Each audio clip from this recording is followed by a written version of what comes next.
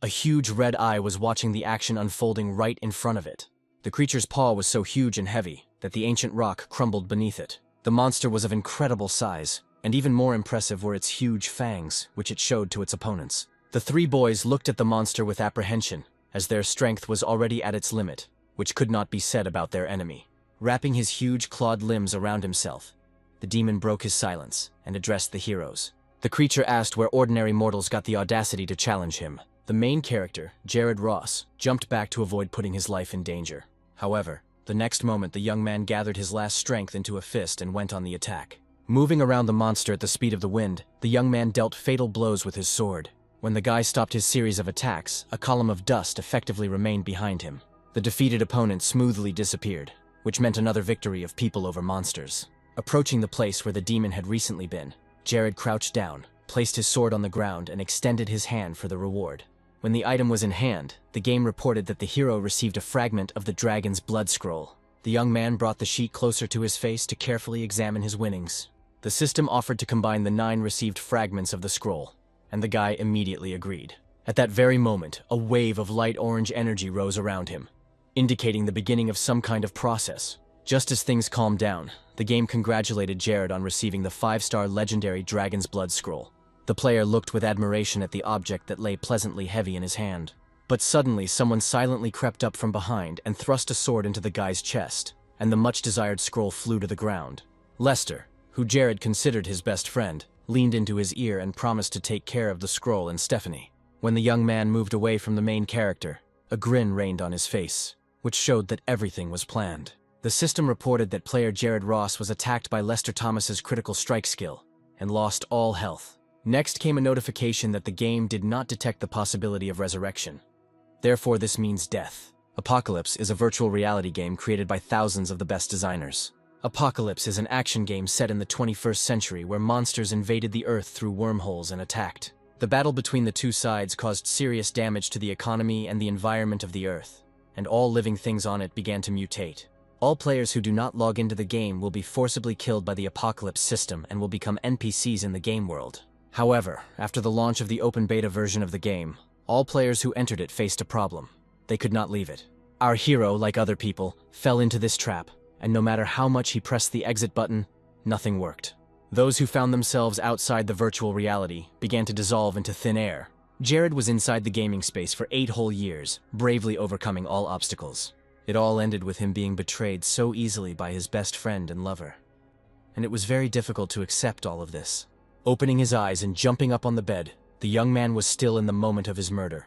The radio announced that the gates of the Apocalypse world would open in 2 hours and 12 minutes. Picking up the calendar, Jared was surprised by the date August 25th, 2025. Opening the window, the young man thought that this was impossible, since at that time the apocalypse had not even been presented yet. After thinking for a bit, the main character came to the conclusion that he had returned to a time when the game had not even been announced yet. The player's mind flashed back to the last seconds of his life in the game, and he came to the decision that he had to make Lester pay. Turning on his laptop, Jared began searching for the divine talent cards that were scattered around before the game even started. In Apocalypse, the system will randomly grant all players a talent when they log into the game. Rare divine talents can only be activated by finding the talent card in reality. Sky Fortune released 10 of these cards, which were randomly scattered around the world. If the layout of the cards remains the same, then the one closest to the guy is on the roof of the tallest shopping mall in the city. In order not to waste time, and not to miss the opportunity to get such a valuable item, Jared ran to the point of interest to him. After some time, he climbed onto the roof, clinging to the protruding edge with the last of his strength. Seeing the map ahead, floating in the air above the platform, the young man realized that he was right in his conclusions. But suddenly, an unfamiliar male voice was heard from behind, expressing surprise at the presence of someone else on the roof. It was the owner of the last card in a past life, Alex Robinson, the heir to the largest real estate company. Our hero was not going to give up his opportunity to a stranger, and said that whoever succeeded first would be the one who would own the card. At that moment, armed men ran up to Jared from all sides and pointed their guns at him. The attackers were armed, and without any negotiations with the young man, they simultaneously pulled the trigger. Several bullets flew at the guy at once, leaving practically no chance of survival. However, the young man still decided to try his luck and rushed in the direction of the treasured map. Jared decided to hide behind a platform that had an item on it that would make the game easier to complete. Jumping up easily, the main character found himself behind the building and the bullets hit the concrete. The player glanced at the clock, which showed that there were 5 seconds left until the start of the game. Realizing that his chances of winning the prize were getting slimmer, Jared jumped up in the air, hoping to grab the card. Alex, who was against this development, shouted at the guy not to touch someone else's thing. But it was too late, as the young man managed to grab the artifact, risking his health. The protagonist glanced down and saw one of Alex's subordinates preparing to fire. The bullet flew out of the barrel of the gun and was already a few centimeters from the player's face. However, luck was on Jared's side that day, as the clock showed exactly 12 o'clock in the afternoon. A huge dark shadow of an unknown creature began to form over the city. A few seconds later, she was transformed, and now all the inhabitants of the metropolis could see an unknown person. He roared the start of the game, and the main character's body began to dissolve into space. The game, obeying the boss's commands, asked the guy if he wanted to enter the apocalypse. Without thinking twice, the young man furiously clicked on the item in the notification, signifying consent to enter virtual reality. The young man's movement into the game began instantly, and thanks to this, the bullets did not hit him. The system has reported that player data is currently being loaded. The movement of people began all over the world, and no one understood what was happening and where their comrades were disappearing to. One after another, city residents disappeared right from the streets, coffee shops, and computer clubs. An unknown being extended his hand and told everyone to go towards the world that was meant for them. The first thing Jared saw when he was transferred into the game was a huge orange eye that was watching the newcomer. The young man looked around and stared at the eye, not knowing what to expect from it. The place where the main character ended up was huge, and inside there were only rocks and a pyramid with an eye. Suddenly, in the place where the pedestal had recently stood, something flashed, and only a golden pattern remained there. Looking closer, Jared saw that in the center of the drawing was a divine talent card. The young man approached the object and began to examine it carefully, trying to figure out how to get the artifact. But everything turned out to be much simpler. You just had to stretch out your hand and the object would drop into it on its own. Our hero was infinitely happy that he was finally able to get his hands on a card that would give him a big advantage in the future. The system congratulated the player on being transferred to the apocalypse, and then a golden-haired girl descended from somewhere above on wings. The stranger greeted the young man and said that she was a unique gaming spirit for him. After which, the beauty congratulated Jared on receiving a rare divine talent card for her own use. This skill allows you to copy other players' talents. Cooldown is 1 hour. The system reported that there were 3 camps in the apocalypse: elves, beasts, and humans, and asked which one the player would like to join. The young man thought about it, since his future well-being depended on his choice. In his previous life, Jared chose the human camp without a doubt, but now fate has given him a second chance. According to the terms, players in the human camp can increase their prestige rating by 20%, and this indicator is the most important. But then the spirit interrupted his thoughts, saying that she had something special for the main character. The next moment, a scroll appeared in the girl's hands, which was painfully familiar to Jared. Looking at the object in surprise, the young man asked where the Dragonblood scroll could have come from. The guy found it funny that the item Lester wanted so much ended up not being his. The system notified about the discovery of an artifact, and the next moment, something incomprehensible began to appear behind the spirit. The game reported that a hidden dragon camp had been discovered, and the portal that had formed in front of Jared was the entrance to it. It was a great revelation for the main character that there are hidden camps in the apocalypse. But the young man, having learned about the opportunity that had opened up, did not hesitate for a second, and boldly stepped towards the portal. When the guy extended his hand towards the passage, energy lightning stretched out in all directions from his fingers. As soon as the main character was pulled inside, the portal shone brightly for the last time and then disappeared. Jared found himself in an ordinary train car, which was absolutely the same as in real life. There were several people standing around him who had just been transported here, and they were all looking at the new faces with interest. The young man remembered that in the past, the beginning of the game was exactly the same as this time. The other players, who were seeing everything for the first time, admired the design of the surrounding space. Some of the guys couldn't wait to get a mission and start fighting monsters. And the train continued to take all the newcomers further, into virtual spaces, where they were supposed to start their new life. The protagonist decided to start his journey by checking the characteristics that the new dragon race gave him. The race's unique skill was the flame of a hellish dragon, which could appear during an attack and deal 150% damage. Even though the occurrence of this effect was only 0.1%, its presence was still a plus for the player.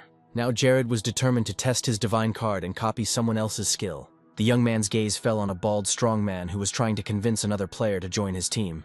Extending his hand towards the stranger, our hero whispered to ask permission to borrow something from him. The guy placed his palm on his target's shoulder after which he felt a wave of energy pass through his entire body. But then the bald man turned around and, throwing his hand off himself, discontentedly suggested that Jared was looking for a fight with him. The young man pretended to be embarrassed and apologized, saying that he had confused the strong man with someone else. The epic talent Treasure Hunter, which finds treasure chests within a radius of 500 meters, has been copied. Suddenly, a male voice came from the speakers, welcoming people to the apocalypse and wishing them to enjoy the game. The man whose skill was copied suddenly decided to head towards the window with quite understandable thoughts. Our hero tried to prevent the stranger from breaking the window, for which he blocked his path. Jared asked the strongman not to act rashly, as it was very dangerous outside. But in response to his actions, he received only a push and accusations of cowardice, since the bald man was sure that he was just in a game. Having broken the glass, the man turned to those in the carriage and offered to watch his battle with the monsters. However, as soon as the player jumped out, he immediately found himself in the mouth of a huge spider, whose eyes glowed purple. The system reported that the player was killed by a monster and no longer has the ability to be resurrected. Everyone was horrified by what happened, and only Jared knew the consequences of the inexperienced newcomer's decision. When the panic in the carriage had died down a bit, the main character warned the other passengers that this was not just a game. The guy told the people that if they died here, their business would die in real life too. Watching the spiders approaching out of the corner of his eye, Jared said that everything that was happening was a fight for life. A notification about the mission has arrived. Find a safe zone. Time to complete is 4 hours. Reward is the opportunity to revive. The young man, who had already been in a similar situation, reached his hand to the top shelf, intending to get some object. He remembered that in his past life, someone in the 7th carriage had used a safety hammer as a weapon. It ended up being a blue-grade weapon in disguise, made of cold and meteoric iron. Thanks to his hunter skill, Jared sensed that there was a treasure chest hidden inside the carriage. Having activated his special vision, the young man saw that the object of interest to him was located a few rows away. A few seconds later, the young man was already at the seats and bent down to check what he had found this time. The chest contained a dragon's breath potion. It was blue quality and was a fairly powerful weapon. The protagonist decided that it was time to go on the attack and activated his blade. Having flown out, the young man immediately cut down the monster that got in his way. The spectators on the train were amazed at the kind of dagger the young man used and how skillfully he handled it. Everyone knew that when surrounded by so many enemies, even if you have a legendary weapon in your hands, you have to try really hard. But despite all of Jared's attempts to reduce the number of competitors, they kept coming and coming. From the outside, it looked as if the young man really wanted to die and was attracting the attention of the spiders. But in fact, the main character had a plan, and he was waiting for the moment when all the monsters would gather in one place. The young man realized that the time had come and took out a potion from his inventory that was supposed to help him win the fight. After opening the jar, Jared announced that he would let the giant spiders try out the dragon's breath. Swinging, the guy threw the object towards the nearest monster, hoping for an effective result. The jar broke against the monster's jaws, and the liquid that was inside splashed in all directions. However, the next moment there was an explosion, and flames burst out in all directions, engulfing everything nearby. Jared started receiving notifications about his level increase, which brought a smile to his face. As a reward for eliminating the danger, the protagonist's inventory was replenished with 50 copper coins and a life potion. People couldn't believe that the guy was able to destroy all the enemies in one attack, and they decided that it was cheating. Jared made the decision that he needed to follow the map to the City of Hope and stuck to his plan. Suddenly, he heard loud stomping behind him, which meant that someone was following him and not hiding. Turning around, our hero began to look around and try to find the source of the sound. A few moments later, a man fell to his knees in front of the guy, begging him to save his daughter, who had been carried away into the forest by monsters. The young man thought about the request, since many players had disappeared in this forest. But there were many good things hidden there. But suddenly the one who had recently been human began to rise from his knees, and his eyes and mouth glowed red. However, Jared did not see this, as he turned towards the forest and went in search of the girl. Turning to the young man asked where exactly his daughter was, since it was difficult to find anything in the forest on your own. It was at this moment that the guy realized that there was no one behind him, and therefore no one would help him in his search. Not wanting to give up, Jared made the decision to move forward and take action as the situation presented itself. All this time, the main character was being watched, but he was unable to notice. In the end, the young man finally found the girl, who was wearing a yellow blouse, holding a lollipop in her hands and crying bitterly.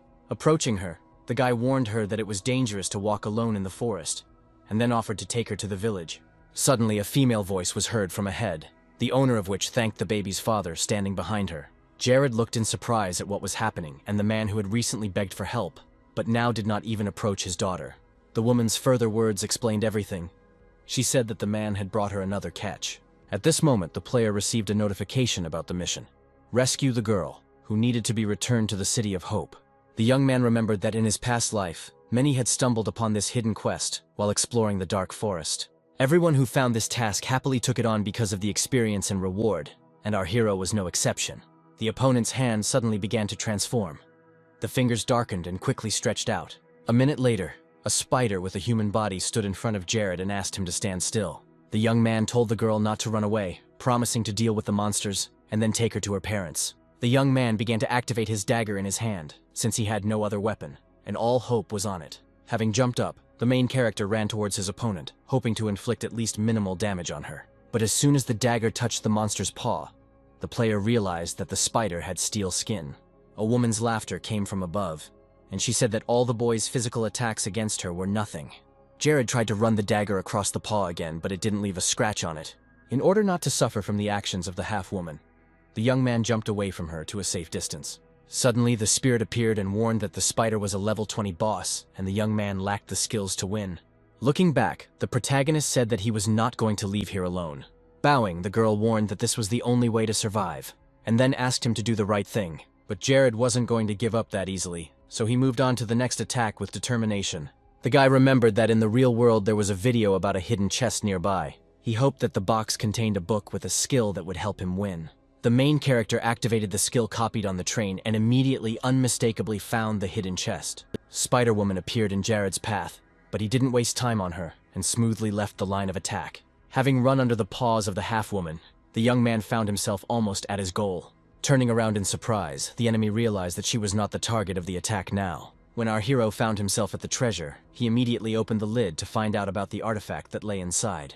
Unfortunately, Spider was not going to wait for her opponent to gain an advantage and went on the attack. At that moment, Jared opened the chest and was convinced that he was right. The skill book, Lightning Chain, was waiting for him there.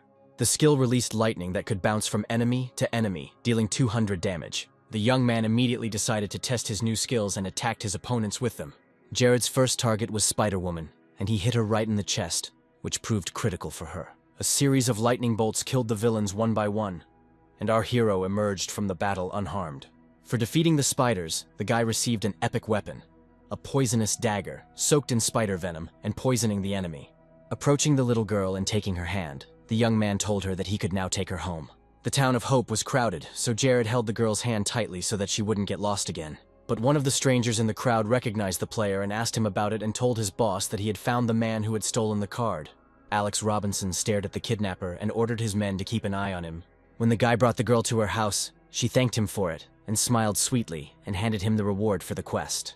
It turned out to be the Ring of Talia, which increases luck by 55 points. Looking at the prize, Jared thought that in the game, the more luck the player has, the more generous the reward for the tasks will be. The main character's attention was drawn to a noise, the source of which was nearby. There was a boy there who was upgrading the weapons of the people who paid him a few coins one by one. Noticing the protagonist's surprised look, the player standing next to him explained that the Barker's talent is forging and improvement. At that moment, the master finished his work and to the admiring size, showed the result, a stylish and sharp sword. Jared decided that such a skill would also be useful for him, and he should try to get it. When the young man touched the stranger, the system notified him that an epic talent had been copied: forging and enhancement. The protagonist decided that he needed to immediately test his new abilities and took out the poison dagger. Having placed the weapon on the anvil, the player began to intuitively use the offered tools. He was able to level up his weapon to 15 and realized that he no longer had to worry about upgrading his equipment. The other players were openly envious of Jared, who had gotten a level 15 dagger, and an epic rarity at that. But then all the young man's strength disappeared somewhere, since thanks to forging the endurance scale reached a minimum.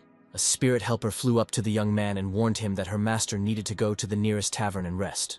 The tavern is a special place where players can rest and recuperate after a battle. Approaching the employee of the establishment, Jared handed him the money and said that he needed one room. As he walked into the room, the guy heard a couple of players discussing the completion of a quest in the dark forest and smiled contentedly. Lying on the bed, the hero decided that he needed to reach level 20 as quickly as possible, change his profession and become stronger. The young man intended to achieve all this so that his former best friend would pay for his betrayal. The next day, after fully recovering, Jared set out to find something that could level him up. But then he heard suspicious sounds behind him and demanded that the pursuer come out and stop hiding. Alex came out onto the path and said that the player was lucky last time, but now he would hardly be able to escape again. The difficulty was that the scoundrel did not come alone, but enlisted the support of his people, who were already trying to take the map. The opponents came a little closer to Jared, and then their leader gave the command to attack. But the protagonist was not afraid of this, as he was going to demonstrate his lightning chain skill to the attackers. However, the guy's plans were ruined. The lightning that began to form suddenly went out. Looking at his palms, the young man quickly came to the conclusion that silence had been cast on him, preventing him from using skills.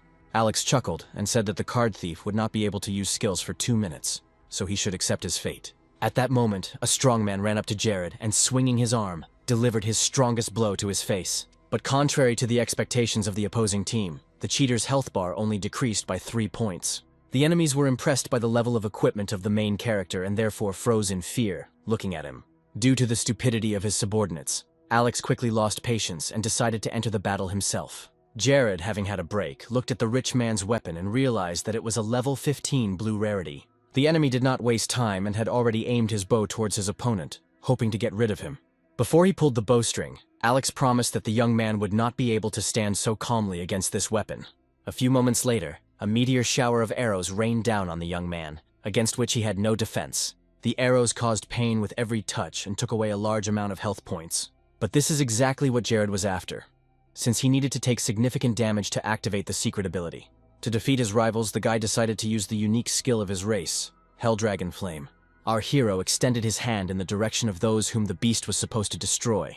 The dragon breathed fire from its mouth and was able to rid its master of unpleasant company in one attack. As a reward for his troubles, Jared was given Alex's bow, which was left lying on the ground.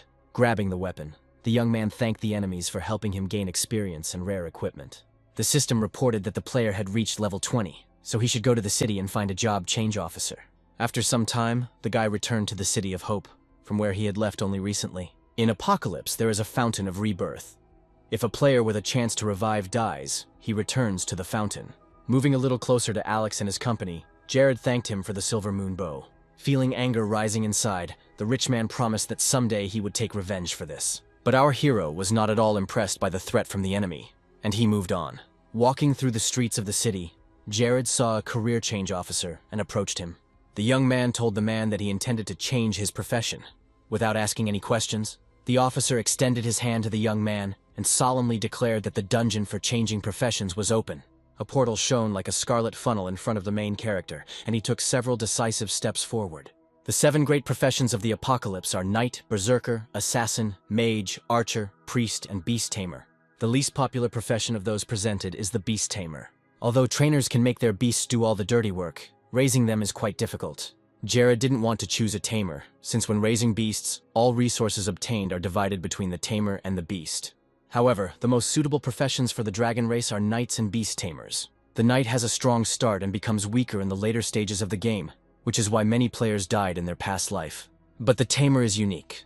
Thanks to the divine talent, the player will be able to receive 10 times more resources than others. The young man made his choice in favor of the beast tamer and confidently headed towards the representative of this profession. Suddenly, a spirit appeared, who insistently demanded that she think over her decision again and make a more correct choice. But our hero rarely listens to anyone, so when the system asked a clarifying question about his profession, he confirmed his choice without a doubt. The game congratulated the young man, and then streams of purple energy formed around him. As a reminder of the choice he had made, a ring with a purple stone shining on it appeared on Jared's finger. When the guy returned to the game reality, the officer congratulated him on his successful change of profession. At that moment, a couple of friends passed by our hero, arguing over their failure in the City of the Dead.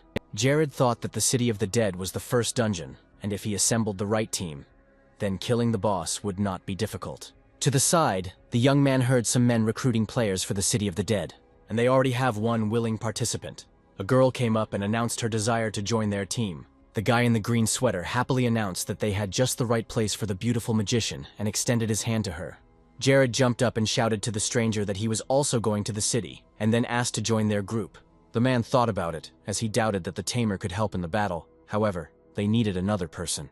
As a result, the group leader announced that he agreed to take our hero with him.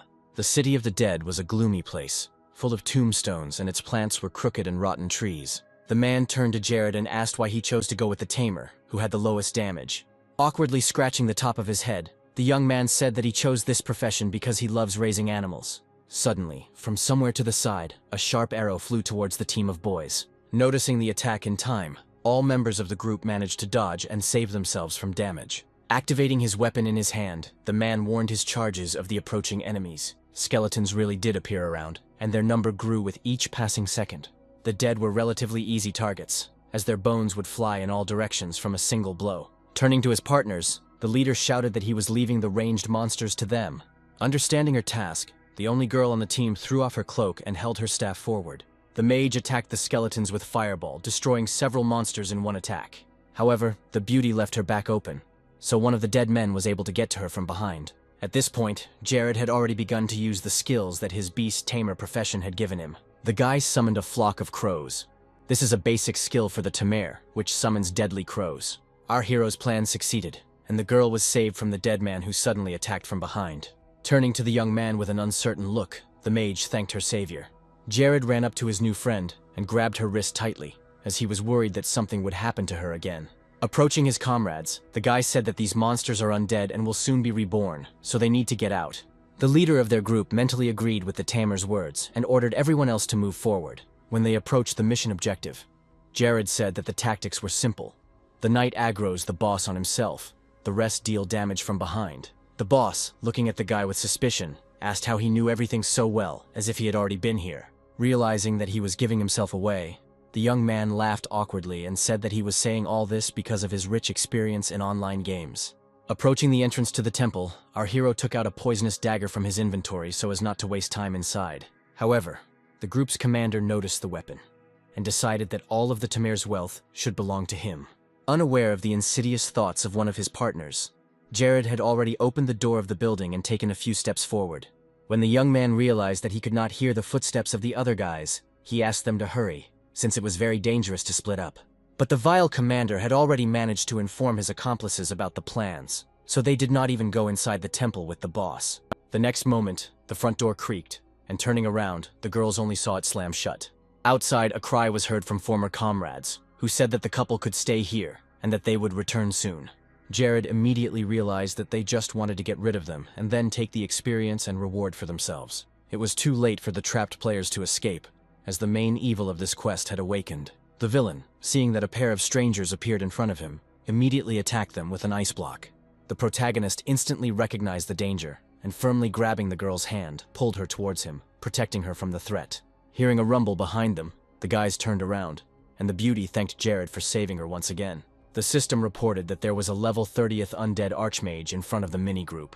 Rising into the air, the enemy cast a spell, which a moment later rushed towards the players. Based on his past experience, the young man guessed that they would not be able to withstand the boss's attack without a tank. Jared glanced to the side and suddenly saw 3 hooded heads sticking out of the floor. It turned out that the magician had used the summoning of souls, but it was not worth relying too much on them, since they would not last long. Summon Souls, a divine talent card that summons undead creatures to fight by your side for 5 minutes. Looking at his partner, Jared said that he needed just a little time. Having summoned the lightning chain, the guy said that he knew the weakness of this boss and hoped to defeat him without any problems. But the girl was not going to sit on the sidelines, so she decided to do everything to help the main character. She activated a multiple fireball and aimed it towards the villain. Based on his past life experience, Jared knew he had to get the gem from the Archmage's neck. This is due to the fact that the stone is the source of the enemy's energy and his weakness. Taking advantage of the fact that the dead man was busy, the young man decided to activate the tamer's powers. He summoned a flock of crows and directed them towards the main boss of this mission. The monster tried to defend itself from the attacks of the birds, but it took him a lot of time. Our hero continued walking towards his goal, and jumping up, he aimed to destroy the stone that was sparkling right on the enemy's neck. When the young man finally reached the energy source, he immediately broke it, and the dead man instantly felt it. Jared's next step was to cut off the monster's head, after which the system congratulated him on his victory over the undead. As a reward for winning, the player received the Staff of Flowing Light, which had the skill Icy Wind Cry, unleashing a blizzard. Holding the award in his hands, the young man showed the staff to his partner, after which they both looked at the object in fascination. Suddenly, Jared grabbed the item differently and handed it to the girl. Seeing her surprised look, the young man explained that this was a weapon for a magician, and besides, without her help, they both could already be dead. The men who had been standing outside all this time realized that the battle had stopped and decided to go into the temple and take the trophies. But as soon as the traitors entered, they were amazed to see two guys who had survived against all odds. Wiping blood from his cheek, Jared wondered what his former comrades expected to see here. But the leader of the opponents was not going to give up so easily and ordered his subordinates to attack. Since all three men were sure that the magician and the tamer were on their last legs, they rushed into battle without delay. Feeling responsible for his friend, our hero stepped out in front of her, wanting to protect her from danger. When the enemy was very close, Jared asked him why these three were betraying their comrades. In the player's enraged face, the guy saw his former best friend, Lester. Knowing that the chances of winning were slim, the young man grabbed his girlfriend's hand, which made her blush. However, this time Jared did it to copy the girl's unique skill that allows her to summon souls. The tamer's choice fell on a recently killed undead archmage who knew how to use ice magic. Pointing the monster at the men, the young man warned that the traitors had no chance in this fight. The head, slowly becoming covered with an icy crust, did not understand where the newcomer got such abilities from. The system reported that all three players had died, and none of them had a chance to be revived. But then Jared felt the strength leaving his body, and losing control of himself, he began to fall to the side. The girl immediately ran up to him and, after examining him, came to the conclusion that her new friend's stamina was at a minimum, and he needed to go to the tavern. The fainted young man had memories in his head of how he once took second place in a game. After which, being a child, he started whining and told his father that he was already tired of these games and asked to buy something new. Turning away from his son and walking to the window, the man declared that as soon as Jared could win it, they would immediately buy him the game. The boy's eyes lit up and he declared that in that case next time he would definitely be first. Taking the game in his hands, the man slowly walked towards the exit, and the hero thought that once he got here, he would never play anything new again. Having come to his senses and sitting on the bed, the young man tried to understand how much time he had spent on recovery. When he stood up and poured himself some water into a cup, he noticed a small letter on the table. As Jared read the short message, he found himself slowly smiling. The letter, which thanked her for saving her and explained that she had gone to look for her brother, was from Allison Wood. The girl also said that all the traitors' things are in the storage ring and may come in handy someday. The guy immediately activated the inventory, and after looking at the items, he came to the conclusion that that group had killed a bunch of players. Jared decided that now he didn't need to worry about equipment at all. All that was left was to find himself an animal. Turning on the map, he remembered that in the northern part there was a dungeon where beasts up to level 40 could be found. However, it wasn't that simple, so the player had to choose teammates who wouldn't act like those traitors. After a couple of hours of much effort spent searching for reliable partners, the young man realized that it was easier said than done. And then his attention was caught by a girl calling on people to join her guild. Jared realized that creating his own guild was the most reliable option for him, and he should try to implement it. In his past life, when he entered the game, he immediately teamed up with Lester and forgot that a guild was the best set of players. Approaching the woman, the young man said that he wanted to create his own organization. Opening her book, the NPC asked the protagonist to choose a name for his guild. Once upon a time, Jared's father told him that the creators of the game are a deity, and the players participating in the game are people who challenged God. Based on this assumption, the young man chose the name Hunting for the Gods. Now, the guy had a task, to recruit players, and the best option was to go where there would be a lot of experts. According to the schedule, after the survival mission, the first competition among the remaining ones should begin. Jared realized that he couldn't find a better place to select members for the guild, and headed to the place where the registration would take place. The competition will be held in the form of a one-on-one duel, and the winner will receive 100 gold and 1 rare skill. As soon as the young man agreed to accept the mission, the game immediately transported him to a meeting of future participants. The presenter was already speaking from the stands, welcoming the girls and boys to the first duel competition in the apocalypse. Everything will take place in the Heavenly Arena, which could be seen from any part of the City of Hope. Jared stood among the other players, and while the host was talking about something, he tried to eavesdrop on their conversations. He came to the conclusion that he had slept too long, as there were several people nearby who were level 30. When the fights began in the arena, the young man watched the fighters with curiosity. The first to enter the ring were the Assassin and the Magician, who felt confident, and it was impossible to say right away who would win. The Magician looked quite stern, and holding his staff in front of him, he attacked the enemy again and again. The man used Shadow Prison, which paralyzed the enemy and dealt shadow damage. Feeling that he would soon lose, the Assassin, in desperation, offered his opponent money if he would surrender. But the fighter didn't guess right with the offer. Since money was not a priority for the Magician at the moment, he thought that if only he had had $1 million some time ago, his company would have continued to live and not gone bankrupt. It was at the very time when the company was having problems that trouble happened to the people closest to him, his daughter and wife. Because of everything that happened, the mages who were now standing in the arena decided to start the apocalypse game. So now, after his opponent's offer, the anger in the man's soul stirred, and he said that he would never give up. The player delivered another powerful blow, which became decisive in this duel, and successfully advanced to the next round. Before leaving the arena, the magician shouted that everyone present would fall before him. Jared, who was watching the man from the side, came to the conclusion that he was quite good. The system reported that it had found a suitable opponent for the tamer, Joey Wilson. The young man realized that in his past life he had repeatedly encountered this name in the World Channel, which spoke of the power of his opponent. Wanting to meet the young man as soon as possible, Jared clicked on the battle icon. As soon as the guy entered the arena, Joey appeared before him, confidently declaring that it was time for the fight to begin. Noting that the enemy's HP level was lower, the knight suggested that our hero attack first. Looking at Jared tensely, the player repeated again for him to start the duel. Before starting the attack, the tamer asked not to look down on others, as the winner and loser had not yet been determined. As he drew his sword from its sheath, Joey said he respected his opponent's confidence. He was going to use Sword Guardian, which summons multiple sword souls, each of which can withstand 500 points of damage. The next moment, Jared was hit by the reflected damage of the skill and lost 200 HP. Our hero understood that if he wanted to inflict damage on the enemy, he first had to break through the 4 souls of the sword. However, Joey didn't care about his opponent's thoughts, so he prepared his weapon for another attack. Running up to Jared, the knight said that doubts give the enemy an opportunity to kill you. At that moment, the guy remembered that his inventory contained many useful items from defeated opponents. The young man chose the undead armor, which gave him the opportunity to not die if he received fatal damage. Feeling protected, Jared ran towards the enemy, as now his swords were absolutely not scary to him.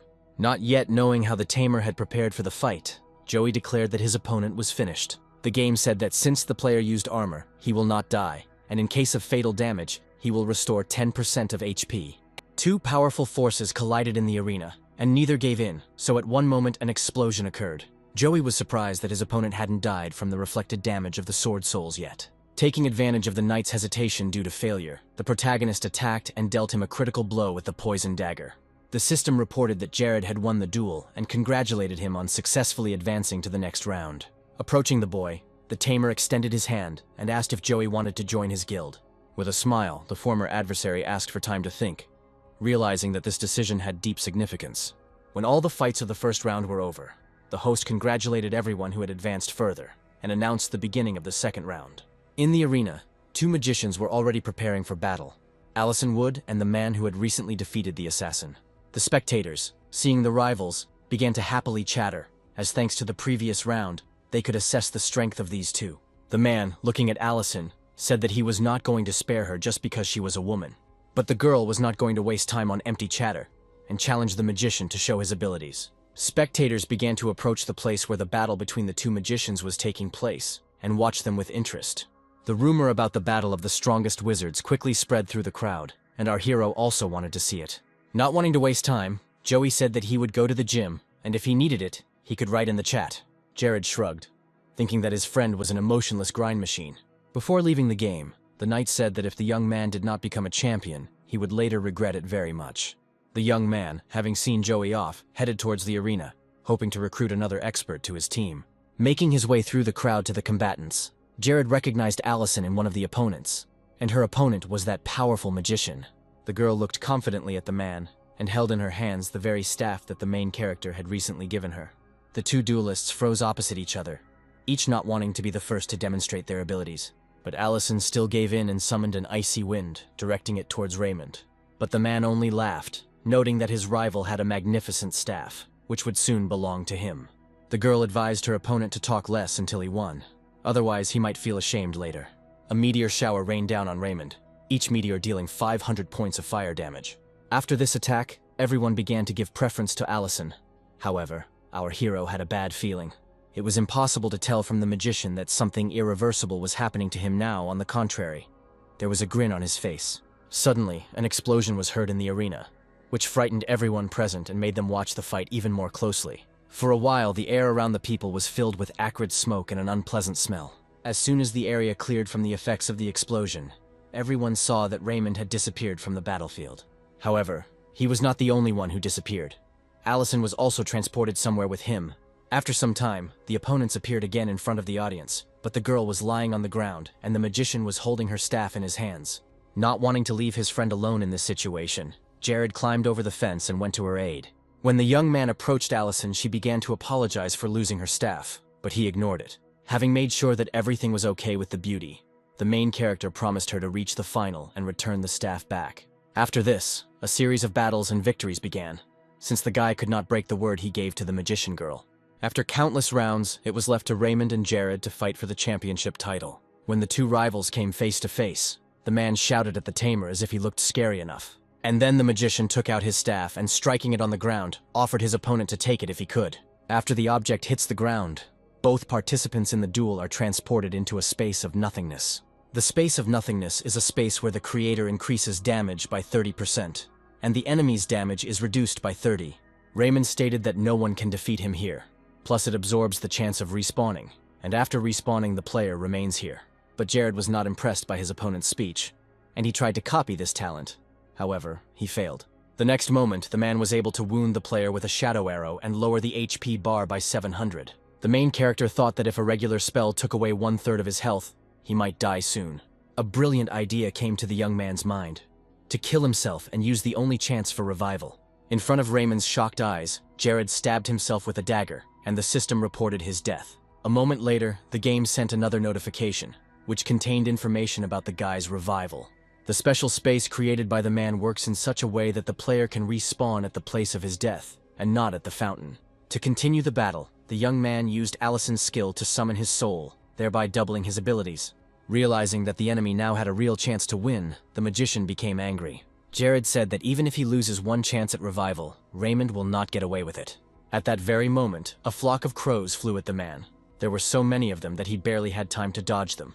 Realizing that now was the perfect time to attack, the tamer informed his opponent that he was beginning. Rushing towards Raymond with the ghosts, the young man suggested feeling the difference in the attacks this time. The upstart realized that the boy was too fast now, which was very different from last time. The spirit and the protagonist both laid hands on the man and both used a lightning chain. A powerful electric discharge ran through the magician's body, preventing him from moving or breathing. The game reported that Raymond had been dealt 800 HP of damage by a double lightning chain. Not wanting to give up so easily, the man gathered his last strength and called upon another of his skills. Jared didn't notice it, but a sharp dagger was flying at his back at great speed. However, this attack was noticed by a spirit, who prevented the death of his master at the cost of his own life. Hearing a strange sound behind him, the protagonist turned around and saw that the ghost was slowly disappearing. The guy, angry at the unfair play, clenched his fists and ran towards his opponent. Catching up with Raymond, Jared grabbed him by the head and slammed him into the ice, causing it to shatter into pieces. Since the owner of the space suffered greatly, it began to crack and collapse. The young man, wanting to get out of here as quickly as possible, found a weak point and struck there. When the players are transported to the arena, the system congratulated Jared on his victory and acquiring the title of champion.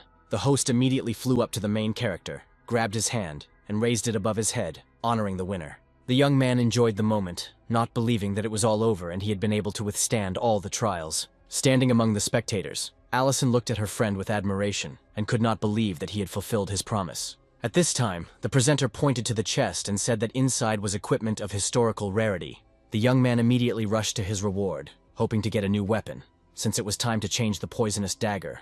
When Jared opened the box, the system reported that he had received the Sword of Ice and Fire. At that moment, the guy realized that he had not wasted his chance to be reborn, as he had returned the staff and received a new weapon. After placing the sword in the inventory, the tamer told the mage that they can't act as they please just because they are in the game. Jared spotted Assasin from afar and made his way through the crowd of fans shouting to join his guild. Having given his friend her weapon, the young man suggested that she wanted to find her brother, to which he received a positive answer. After which the player decided to look into the menu and saw that more than 100 people wanted to join his guild.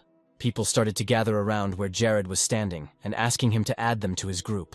Not wanting to deal with the crowd of fans, the young man grabbed his girlfriend by the hand and ran away. When they were able to break away, the guy thought that the number of places in the guild was limited, so he couldn't accept everyone. Suddenly a stranger approached them and began to stare intently at the girl, and the young man covered her with his body. Looking over the handler's shoulder, Assasin recognized Todd Martin, a friend of her older brother, and asked where her relative was. Bowing his head, the man said that her brother was busy with something important, and so he left him to guard his sister. Seeing Jared's uncomprehending look, the mage explained that she knew this man and could trust him. Trusting his friend, the protagonist told his new acquaintance that they were going to the dungeon tomb of the Dragon Crown. Putting on a serious expression, Todd said that he would go with them without further ado. After some time, at the entrance to the dungeon, the group was met by Joey, who congratulated the head of the guild on winning the title of champion. Smiling at the knight, the young man suggested moving into the cave since all the team members were assembled. However, none of the group noticed that they were being followed, and these people did not have the best intentions. When the squad entered the dungeon, a long and bright corridor opened up before them, and statues stood on the sides of the walls. Assasin walked up to one of them and began to look at it with interest.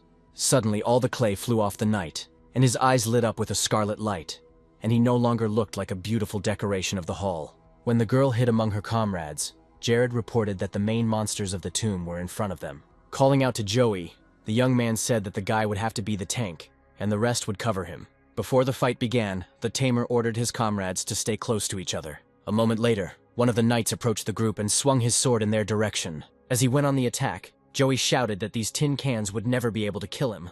Having snatched the sword from its sheath, the guy confidently repelled the attack without experiencing the slightest discomfort. After which, the player's eyes lit up with fire, and he threw it into the crowd of former statues, confidently causing damage to them.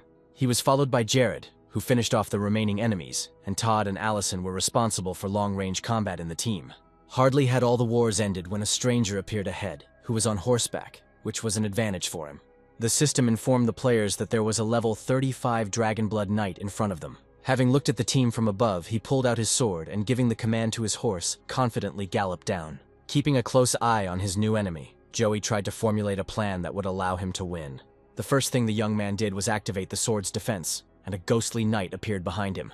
Having snatched another weapon from its sheath, the player prepared to meet an opponent who was clearly stronger than the previous ones. Joey used a level 2 sword Whirlwind, which deals 3,000 points of physical damage to all enemies within its radius. Realizing that his attack was successful, the knight put away his sword but still watched his enemy warily. The enemy, realizing that all his supporters had been destroyed, summoned Lord Shiger with his last strength. At this time, the moon rose over the Tower of Eternity, brightly illuminating it. Inside the castle, there were two people watching Jared and his team fight through a large screen. The man said that he sees in the main character a reflection of an old acquaintance who has long been dead. This is a story from days gone by, which the stranger preferred not to talk about. Intrigued by this similarity, the tower's owner decided that he should increase the difficulty of the test for the group. The system reported that the greedy dragon Shigyur had absorbed the power of his dead subordinates and had become a second-rank crown dragon. This fact didn't upset the young man at all, as it meant that the monster egg that dropped from the boss would be even better. However, all the other party members became scared as the dragon's attack began to reduce their HP at a critical cost. Realizing that he was the only one thinking sensibly right now, Jared gave Joey the command to use sword defense. Taking a few steps forward, the player looked closely at the dragon. The knight warned that the snake had too much damage and could only block one attack. Thanks to his comrade's warning, the moment the dragon's breath ended, Jared was already ready to attack. Looking back, the tamer threw to Todd to shoot at the eyes, since this was the only weak spot of the bastard. The guy used Sleep Arrow, which was laced with sleeping pills, and stunned the target for 4 seconds. Even though the arrow only hit the beast's face, it still had a strong effect on it. Seeing the dragon weaken, Jared shouted to his team to attack it while they had the chance. Joey drew his blades from their sheaths again, and prepared to attack his enemy. Todd covered him from a distance, trying to aim for the snake's weak points. Assasin also entered the battle, wielding her staff, summoned the ice wind cry, and froze the enemy. At that moment, Jared jumped on the dragon and hit him on the head with his sword, leaving no chance for survival. The system congratulated the group on killing the greedy crown dragon, rank 2, and gave the winners a reward. The tamer looked at the items with joy and said that a boss with a higher rank drops more loot. When it was time to distribute the prizes, the main character said that his comrades could take everything since he only needed the egg. Suddenly, a crowd of people entered the hall, who clearly did not just come to say hello to Jared's guild. The man standing in front of everyone pointed at the main character and ordered his comrades to kill him. The young man heard the order and, without picking up the egg, raised his head to see the arrows flying at him. But Todd rushed to intercept the shells and covered the unarmed protagonist with his chest.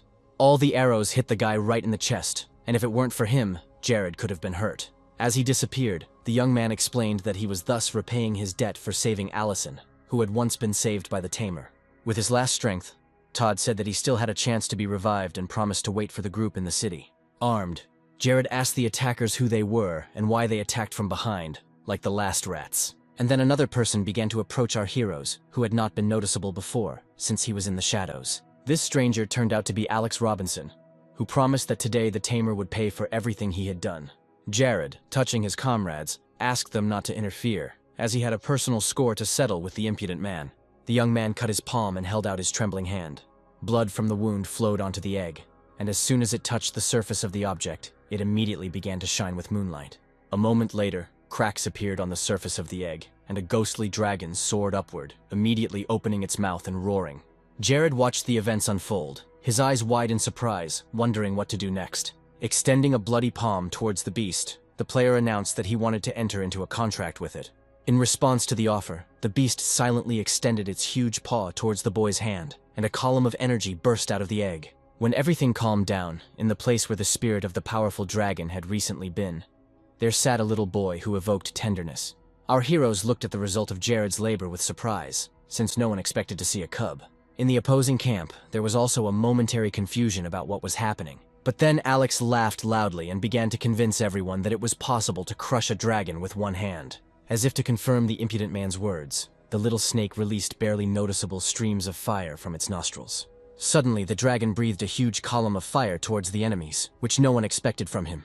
The health bar of the people in Alex's group began to drop sharply, since none of them even thought about putting up a shield. Only a few people managed to escape, and of some, only coals and bones remained. The remaining enemies fled, urgently using means of transport, as they realized that they could no longer fight. When the danger was gone, the baby went straight into the arms of his owner, wanting to receive praise for his help.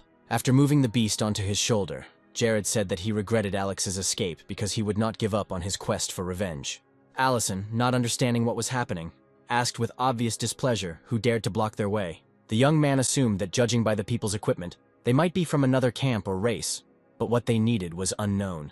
The sign that was on the clothes of the strangers also attracted attention and was quite memorable. Jared tried to figure out in his mind what such a symbol could mean, but nothing came to mind.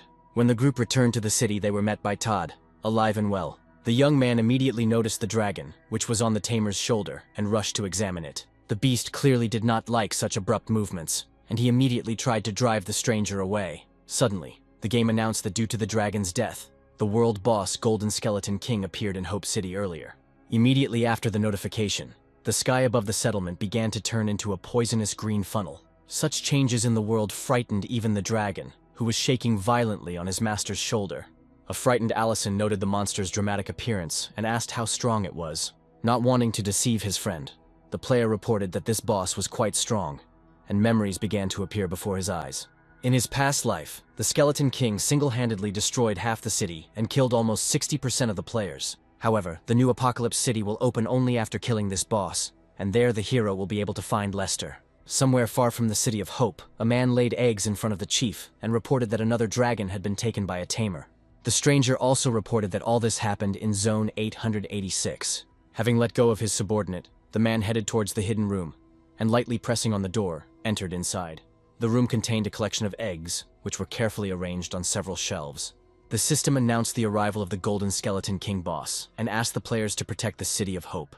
The monster sincerely apologized to the dragon for being late, and then promised to avenge him and kill all the people. Acid smoke began to appear around the skeleton, which did not bode well for anyone present. And then, like cockroaches, dead men armed with swords ran out of it. The game notified that players must stop the invasion, and the 3 players who deal the most damage will receive rewards. The most unpleasant thing about this situation was that if it failed, everyone in the area would die. Jared knew that, just like in his previous life, he absolutely had to deal as much damage as possible and collect good loot. Turning to his friends, the guy said that the enemy was moving slowly. They needed to keep their distance and use long-range attacks. Looking at the king, the main character said that if everyone listened to him, they would definitely win. The young man told Joey to distract all the mobs while the rest went to the boss. Gradually, the 2 armies drew closer to each other, and the situation among the people became tense to the limit. Watching everything from above, the monster gave his soldiers the command to destroy all living things. The next moment, the 2 armies met and a fierce battle began. There were also healers on the battlefield, and one of them was now trying to heal the guy, not seeing that a skeleton was running towards her. But the girl was saved by Jared, who cut the dead man to pieces, and advised the stranger to return to the city. After his words, the young man, under the watchful gaze of his savior, ran back to the king. The enemy did not lose strength, and additional forces from his side were drawn to the place where the battle was taking place. The protagonist told Joey to destroy the organized formations of the skeletons. The knight didn't need to be told twice, so he drew his sword from its sheath and threw it into the orderly ranks of the enemy. Skillfully swinging his weapon, the young man reduced the number of dead people each time. Not far from the battle, there were envious people who did not want Jared's guild to get all the reward. The head of the competitors ordered his subordinate to contact other leaders who would help resolve this issue. However, envy consumed the man from within, and he, closely watching the tamer, decided to summon a fireball. Feeling that he was being attacked, the young man decided not to waste time checking it out, but simply dodged with lightning speed.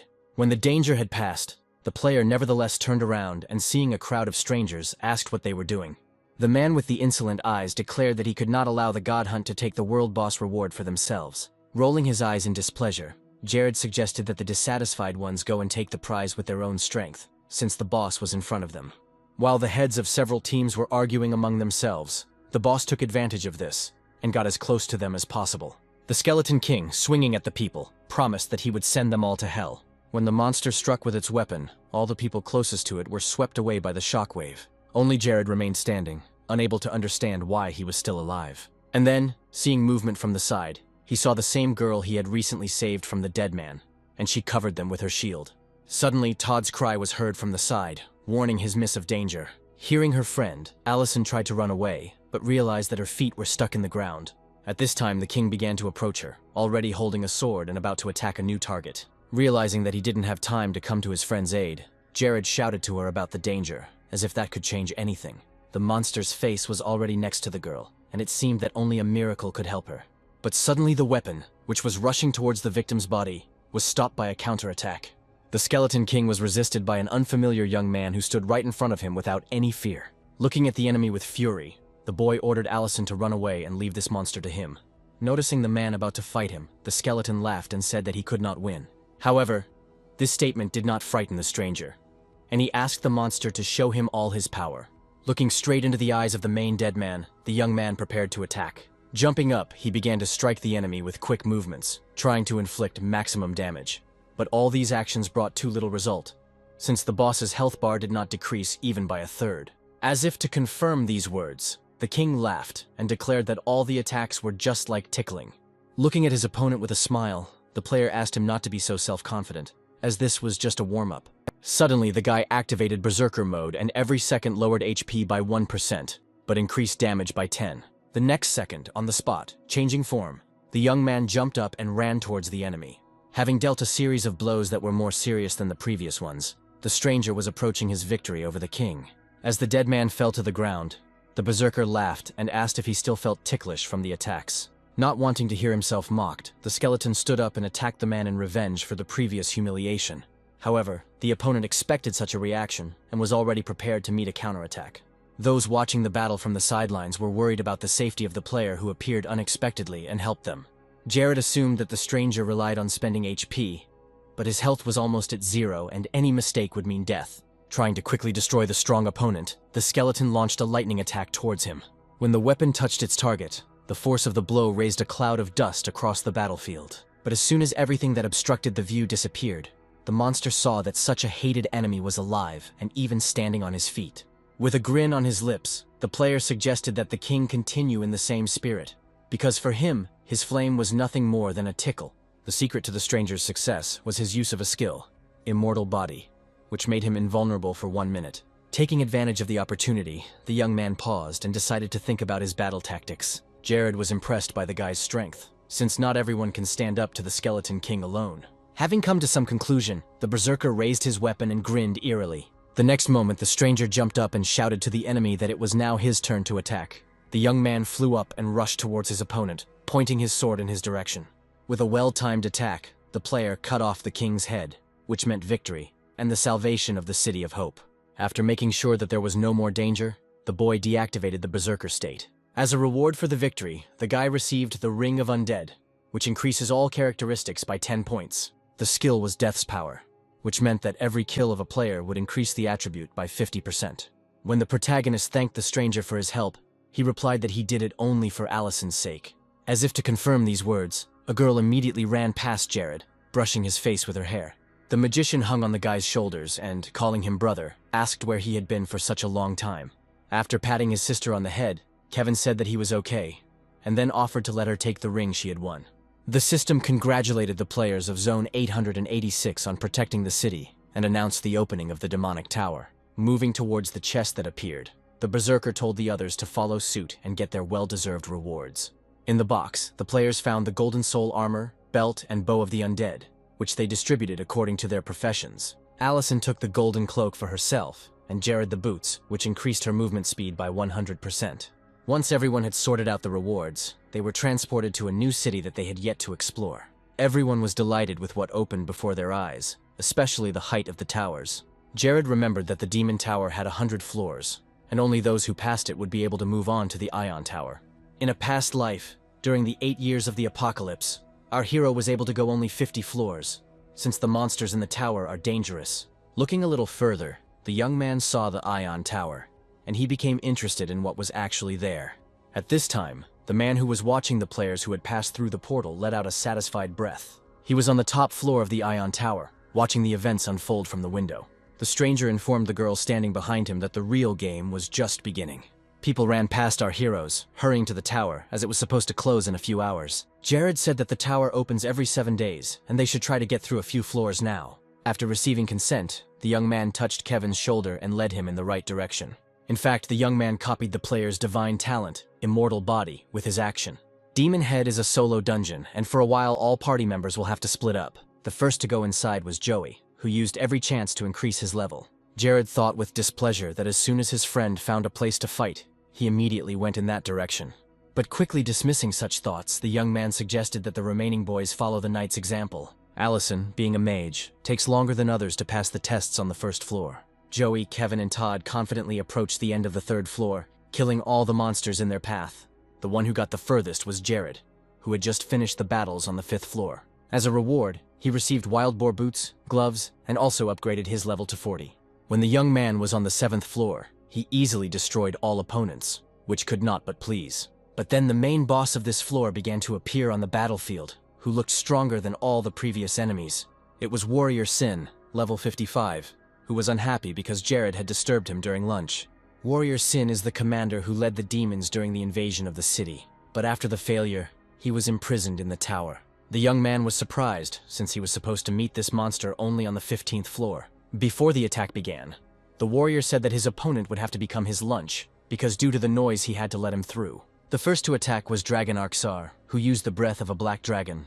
This only caused laughter from the demon, who said that such a light would never harm him. These words left the main character dumbfounded, since he had no other trump cards. Realizing that there were less than 3 minutes left before the tower closed, Jared drew his sword and attacked the monster. However, the warrior was much stronger than the guy, so he repelled the attack and hit him in the stomach. The game sent a notification that the tower would close in 10 seconds, and all players would be moved out of it. Taking a second to catch his breath, Jared tried to understand why this opponent had become so strong. Realizing that he was about to disappear, the player pointed his sword at the demon and offered to show him everything he was capable of. This provocation angered the monster, and he, raising his weapon above himself, ran towards the guy, shouting "Die." But when the warrior reached the place where the opponent had recently stood, only a slight glow remained of him.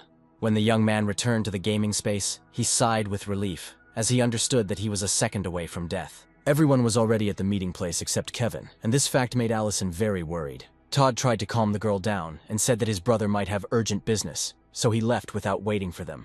Looking down thoughtfully, the beauty expressed hope that her comrades were right in their assumption.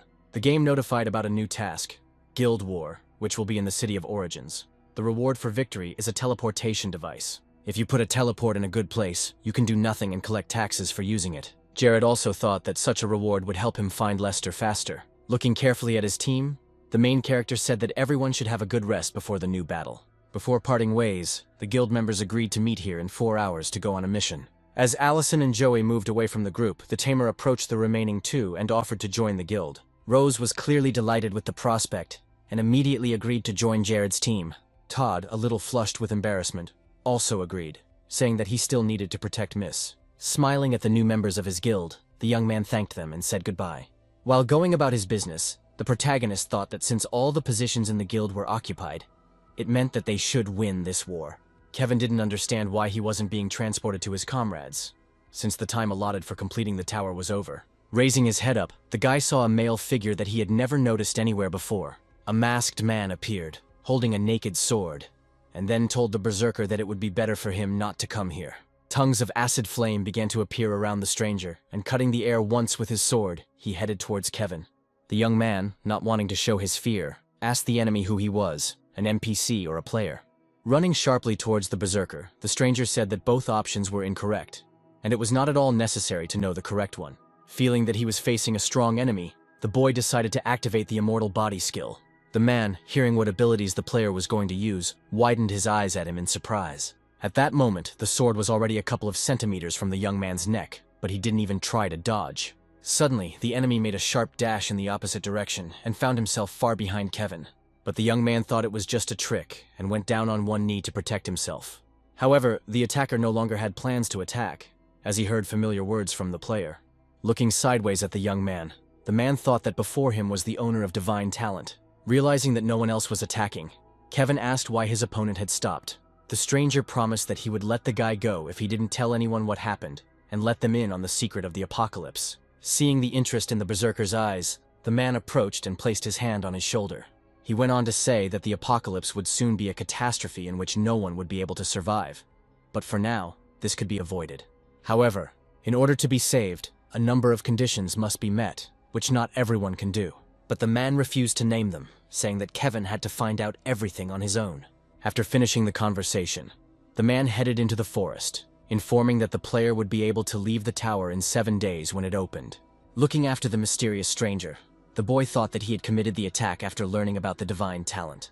At this time, in the game space, the God Hunters Guild was transported to the competition site. Noting that all his comrades looked well rested, Jared suggested that they try a little harder at this task. The head's words were met with smiles and cheerful laughter, maintaining a positive atmosphere in the team. Players who die on a mission will not lose their chance to respawn or get equipment, but will have their crystals taken away as payment for this. The event will last for 4 hours. The guild with the most crystals guarded by monsters will win. Before entering the competition, the team decided to develop a strategy to follow. Having activated the virtual tablet in his hands, the young man prepared to write down the main points. Jared said that since they were outnumbered, they needed to split up and capture as many points as possible. The next moment, there was no one near our hero, as everyone wanted to quickly take their positions. Having reached the places where the crystals so necessary for victory were located, the guys began to destroy the enemies. One by one, the points were cleared, and the team members simply remained in these places to protect themselves from the rest of the guilds. Jared was informed by the system that he had captured a level 3 water crystal mine. The young man looked with interest at the creature he had just destroyed and forgot about controlling the area. Allison walked around the cleared area, trying not to miss a single rustle. However, the third-ranked Gate of Communication Guild was already watching her nearby. Their leader watched the girl with narrowed eyes, and then said that every God Hunter mine was weakly protected. Having decided to take the caves captured by his rivals for himself, the man gave the command to his subordinates to attack. Jumping on top of Allison, the attackers announced that where they were coming there was no place for outsiders. One of the guild members summoned tree roots that wrapped tightly around the girl and prevented her from moving. Wanting to get rid of his rival as quickly as possible, the man ordered his comrades to kill her. Hearing what they were going to do to her, the girl looked at the speaker with hatred, mentally wanting to destroy him. At this time, Jared was attacked by a huge monster with huge fangs hanging from its mouth. But then a distress signal came from Allison, which the players agreed to use only in emergency situations. The young man immediately realized that his friend had been attacked and was in mortal danger. The player was distracted by a notification from the girl, and suddenly another creature appeared behind him. Taking advantage of the fact that the man did not see him, the beast attacked him from behind, spewing icy breath from its mouth. However, Jared did not completely lose control of his surroundings and heard suspicious sounds. Arxar, who was sitting on his shoulder, turned around and used Dragon Flame. While the pet was dealing with the enemy, our hero put on the golden boots for speed. Looking at the animal, Jared declared that this place would now be under his protection, since he needed to leave for a while. After making sure that Arxar understood him, the tamer took off, since every second of delay was dangerous for Allison's life. The stranger regretfully announced that he would have to kill Allison. Suddenly he heard a strange sound from the side and had to turn his head. Upon seeing Jared, the entire guild rushed towards him with the desire to finish off the scoundrel. But our hero was better than his opponents, and instantly scattered them in different directions. Wanting to avenge the attack on his friend, the Tamir prepared to fight the leader. With a loud crack, Sharp snags emerged from under the ground. The enemy boss growled and promised to kill Jared. However, our hero easily eliminated the dangerous trees and prepared for battle with the man. The next moment, the young man ran up to the enemy and pierced him with his sword. By eliminating the warring guild, the player received 500 crystals. Walking up to Assasin, Jared looked at her tenderly, and then checked to make sure she was okay. A male voice was heard from the side, admiring the romantic scene. Suddenly, Ron glanced at the girl and said that he was glad to see her. The impudent fellow nudged our hero in the shoulder and declared that Assasin belonged to him. Not wanting to listen to nonsense, Jared took his friend by the hand and led her away from the madman. Ron threw back at the couple that if the tamer beat him in a duel, he would receive 10 third-level mines. The young man angrily asked the impudent man to leave before he got hurt. The guildmaster of the despised heroes was dissatisfied with the neglect towards him, and used tenfold speed. Worried more about Assasin than about himself, the hero hid her behind his back. Attacking, Jared said that as soon as he destroys Ron, he will immediately take on his guild. But then the young man realized that he had overestimated his strength. The tamer's chest was cut by the opponent's sword with an unpleasant sound. Smiling, the man said that the boy could not compare with the legendary talent. Not believing what she was seeing, Assasin felt her heart begin to beat wildly with anxiety.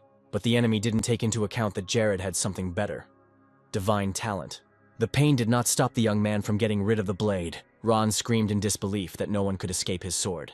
Looking at his opponent with a predatory look, the tamer said that he wanted to see him without his legendary talent. The leader of the scorned heroes couldn't believe that his opponent was still alive.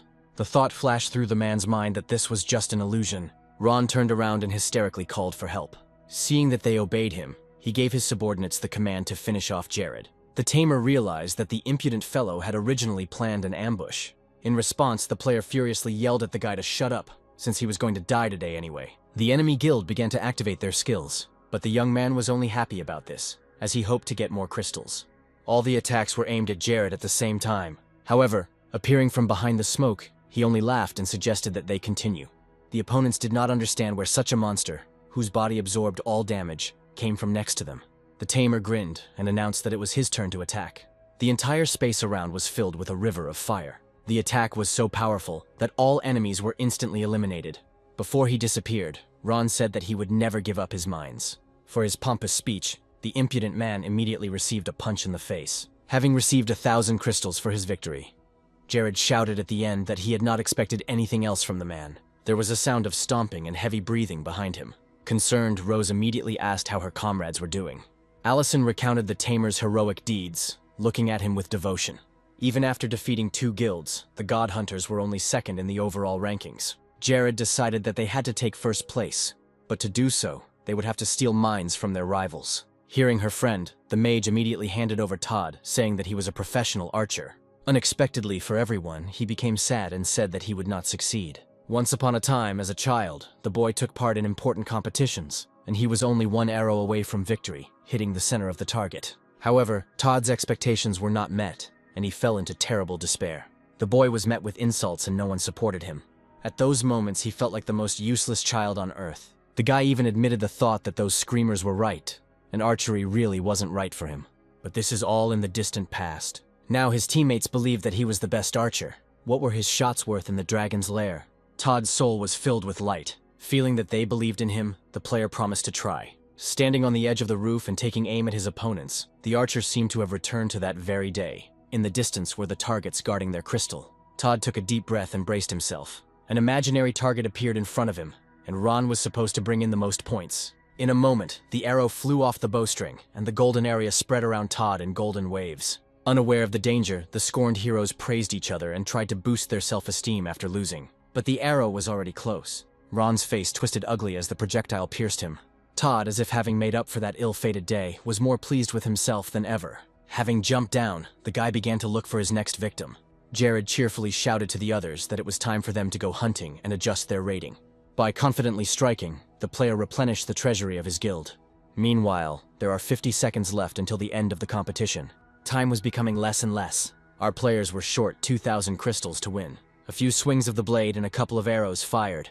The system notifies about the end of time and congratulates the God Hunters on their victory. Everyone knew that they became champions because of Todd, so he was showered with compliments.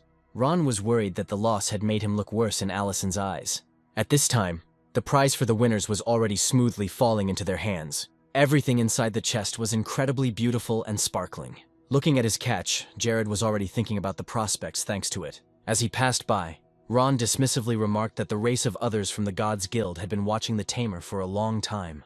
An unpleasant chill ran down the guy's spine. Ellie approached and asked what these words meant, to which the young man suggested that they were talking about the guys from the Dragon's Tomb. Night enveloped the city. Loud footsteps echoed across the empty square, but the comrades who were walking were already being followed. Walking quickly past the girl, the stranger pushed her hard in the shoulder. A barely noticeable movement of the hand and it's ready. A clever theft helped the thief get hold of a powerful ring. Only assassins have this ability. Dissatisfied exclamations came from behind the girl. It was at this moment that Allison discovered that her brother's ring was missing. A loud stomping sound ahead made all the friends turn their heads. Quickly understanding everything, Jared gave the command to grab the stranger. But she turned out to be more agile, and accelerating, she jumped onto the building. Glancing slyly at her pursuers, the girl began to disappear into the teleport. The tamer told Todd, who ran up, that the thief had been transported to the City of Moonlight. Jared told himself that it wouldn't hurt him to visit this interesting place. To improve the talent of the dragon race, you need the prestige of 3 camps, and you can get it in the new city. The leader said that he was heading to a new city, and the rest would stay here to wait for Kevin to appear. He decided to set the teleportation coordinates here so that he could return here instantly. An order to the gatekeeper, and Jared is pulled into the portal. Unexpectedly, the guy was charged 100 gold pieces for moving to a new city. This amount of tax came as an unpleasant surprise to the player. But these thoughts were quickly discarded, as a plaintive cry for help was heard from behind. The little pink toy lay sadly on the ground. At this time, her owner tried to defend herself from the thugs. The man smiled predatorily and asked why the girl had sat down, since she had recently been trying very hard to run away. Preparing for the attack, she covered her head in a feeble attempt to protect herself. But then the sound of metal clanging against metal was heard above the girl. The aggressor shouted at Jared angrily that he didn't understand who he was dealing with, but the tamer said that no one should hurt the girls. One swing and the opponent's sword flies into pieces. This frightened the enemy, and their commander gave the order to retreat. The men ran away with such speed that it was definitely difficult to catch them now. When Jared approached the girl, she admitted that she stole items from the boss from those guys, which is why they were chasing her. The guy was surprised and asked who these people were. The stranger reported that these were members of the Guild of Gods, and they were keeping everyone in the city in fear. And then the puzzle in the tamer's head came together. He realized that these were the same people in the tomb. Turning around, he waved to the girl and advised her to go to a safe place. But Jared immediately realized that he now had a tail. Looking into his eyes with devotion, she said that she was scared. Rolling his eyes in despair, the young man waved his hand at the girl. In response, the little girl introduced herself as Arya and promised to be useful. When the partners got to the hotel, Jared sadly had to pay for 2 rooms. Having brought the girl to her room, he waved goodbye to her and went to his room. And then he experienced the best feelings of the day. He lay down on a soft bed. At night, the door creaked barely audibly and opened slightly. The light from the hallway fell on the face of Jared, who was sleeping peacefully. A heavy atmosphere began to fill the room. Taking out the dagger, Arya thought that soon all the guy's money would belong to her. A wave of the hand over a defenseless body, and the anticipation of profit. The attack and a feeling of disappointment overwhelmed the traitor, but she was not going to give up and prepared herself for a new blow. Suddenly, Jared jumped up from his seat and, screaming about the idiot Lester, tried to hit Arya. Having run to a safe distance, the girl put her hand to the burning place of the blow. Turning to the young man, she justified her presence in his room as a nightmare. Pretending to believe her, the tamer offered his friend to sleep here, promising to look after her. However, the guy was not going to forget what was happening, and intended to follow the guest. When morning came, our travelers set off further. Arya led the guy to the church, where, according to her story, the members of the Gods Guild hid. But then a stranger crept up behind her and looked at her appraisingly. The boy extended his hand to the girl with unknown intentions. But then Jared turned around abruptly and recognized his former friend. Since the tamer called him by name, Lester's shock immediately showed on his face. Rage flared up in the young man's chest, and it resulted in the traitor receiving a punch in the face and a request to mind his own business. Lester flew back and knocked down everything in his path. Realizing that he had a strong opponent, the player stood up as quickly as possible. The guy angrily asked how Jared dared to hit him. Arya looked at her partner with concern, and asked him not to provoke the opponent, as he was very dangerous. But the player said he didn't care at all. The tamer thought that in his past life Lester was a traitor, and in this life he mocks the weak. At this time, the enemy used the concealment skill to attack. There was only rage and a desire to finish off the stranger in his eyes. Assassin's concealment makes the player invisible and hides their scent, allowing them to deal damage from a blind spot. Jared tensed, as he would have to be more careful. The player experienced a moment of fear. In his past life, Lester relied on this same skill, so history repeats itself. A friend who was not a friend. Wild pain in the chest, the last breath in death. And this time, this cannot be allowed to happen. Came through Lester to die at the hands of Jared. The main character had no intention of giving his former friend a chance to win. The traitor did not understand how the enemy knew his next move. He didn't know that his every move had already been studied by the tamer several years ago. Jared suggested testing whether Lester was strong enough to kill him. The assassin thought he had stumbled upon some madman. Swinging his sword, the young man shouted that the enemy was going to hell. But then something unexpected happened. Lester felt a wild sense of confusion and fear at that moment. In a moment, both men disappeared. Jared rushed after the kidnapper, not wanting to lose his prey. The pursuit lasted for a couple of dozen minutes. The road led the comrades to the very church where the Guild of Gods was hiding. Understanding her comrade's goals, Arya asked him to be more careful. In response, she saw only a determined look and a bold nod. The girl said that there should always be a backup plan, and then handed Jared a sleeping pill. The guy was surprised and asked where the child got such things. She said that a solo traveler should have the means to get rid of opponents. The young man caught the guild members who suddenly appeared instantly. After suggesting that the men lie down and sleep, the tamer knocked them unconscious. Without thinking twice, the boys changed into soldiers' clothes, and pretending to be casual, headed to the church. A few steps separated them from the entrance. At this time, Lester woke up and tried to figure out where he was. Suddenly he heard laughter, and then the stranger said that the guy had a funny fate. The player, alert, asked what the man wanted from him. But he said that from that moment on, Lester simply kept quiet and complied with all demands. Arya and Jared approached the guards and said that they had come to relieve them. The men believed them and began to give instructions on how to carry out their duties. With a heavy clanking of boots, the deceived guards began to move away. Suddenly a loud voice declared that now was not the time to change. But Arya acted quickly and the stranger was enveloped in a veil of sleeping pills. The men tried to object, but they didn't have a chance. The girl told Jared that the person he was looking for was inside. With a determined look, the guy said that in that case they were coming in. But then something confused him. Declaring that her mission was accomplished, Arya removed her guardian uniform. The next second she ran out and slammed the door behind her. At the exit, she was met by guards who thanked her and handed her a bag of coins. The girl thought rather contentedly that she had forgotten to warn Jared that in this city, deceiving others was a common thing. The guy at this time analyzed and realized that Arya's goal was not to steal the ring, but to force him to come here.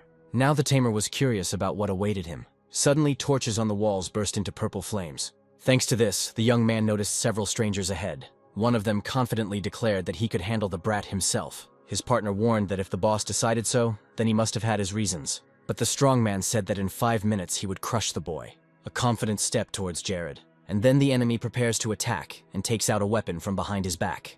One swing and a blade flies towards the tamer. He approached the young man with astonishing speed. Jared even had time to admire his opponent's strength. But deciding it was time to join the fight, the player summoned a flock of crows. The birds began to furiously attack the strongman, thereby distracting his attention. The young man watched this with satisfaction, realizing that after improving the skill, the number of crows had doubled. However, the red-haired one quickly overcame the obstacle. The opponent shouted that it was impossible to defeat him with such skills. The enemy tracked all of Jared's movements and attacked without stopping. Our hero decided to change the sword's attribute from flame to ice. The boy hit the floor, covering it with smooth ice. Cursing, the man looked at the landing site with frightened eyes. Feet slid on the slippery surface. A headbutt on the floor knocked out the opponent. All the strong man could do now was look at the stars before his eyes. The remaining guild members decided to help their partner. The blonde rushed forward, activating his skill. The protagonist's legs were wrapped in white bandages like a spider web. In a moment, the guy's entire body was immobilized. The second man summoned a wall of bone spikes and commanded them to grow. Jared knew that if he didn't regain his ability to move, he would crash into the spikes. The only way out was to summon the dragon. Arxar instantly appeared from the portal, preparing to defend his master. For his rivals, the boy's possession of such an animal was a surprise. The dragon immediately attacked the members of the Gods Guild with a river of fire. The enemy had to admit that he had not underestimated Jared.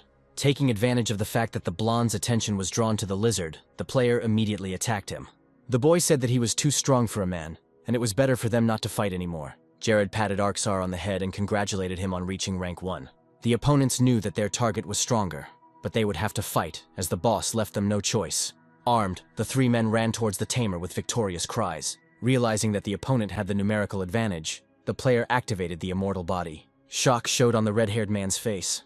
With the support of his beast, Jared began to confidently attack his enemies. There was no room for doubt in the guy's soul. After a few minutes, the fight was over in favor of the tamer.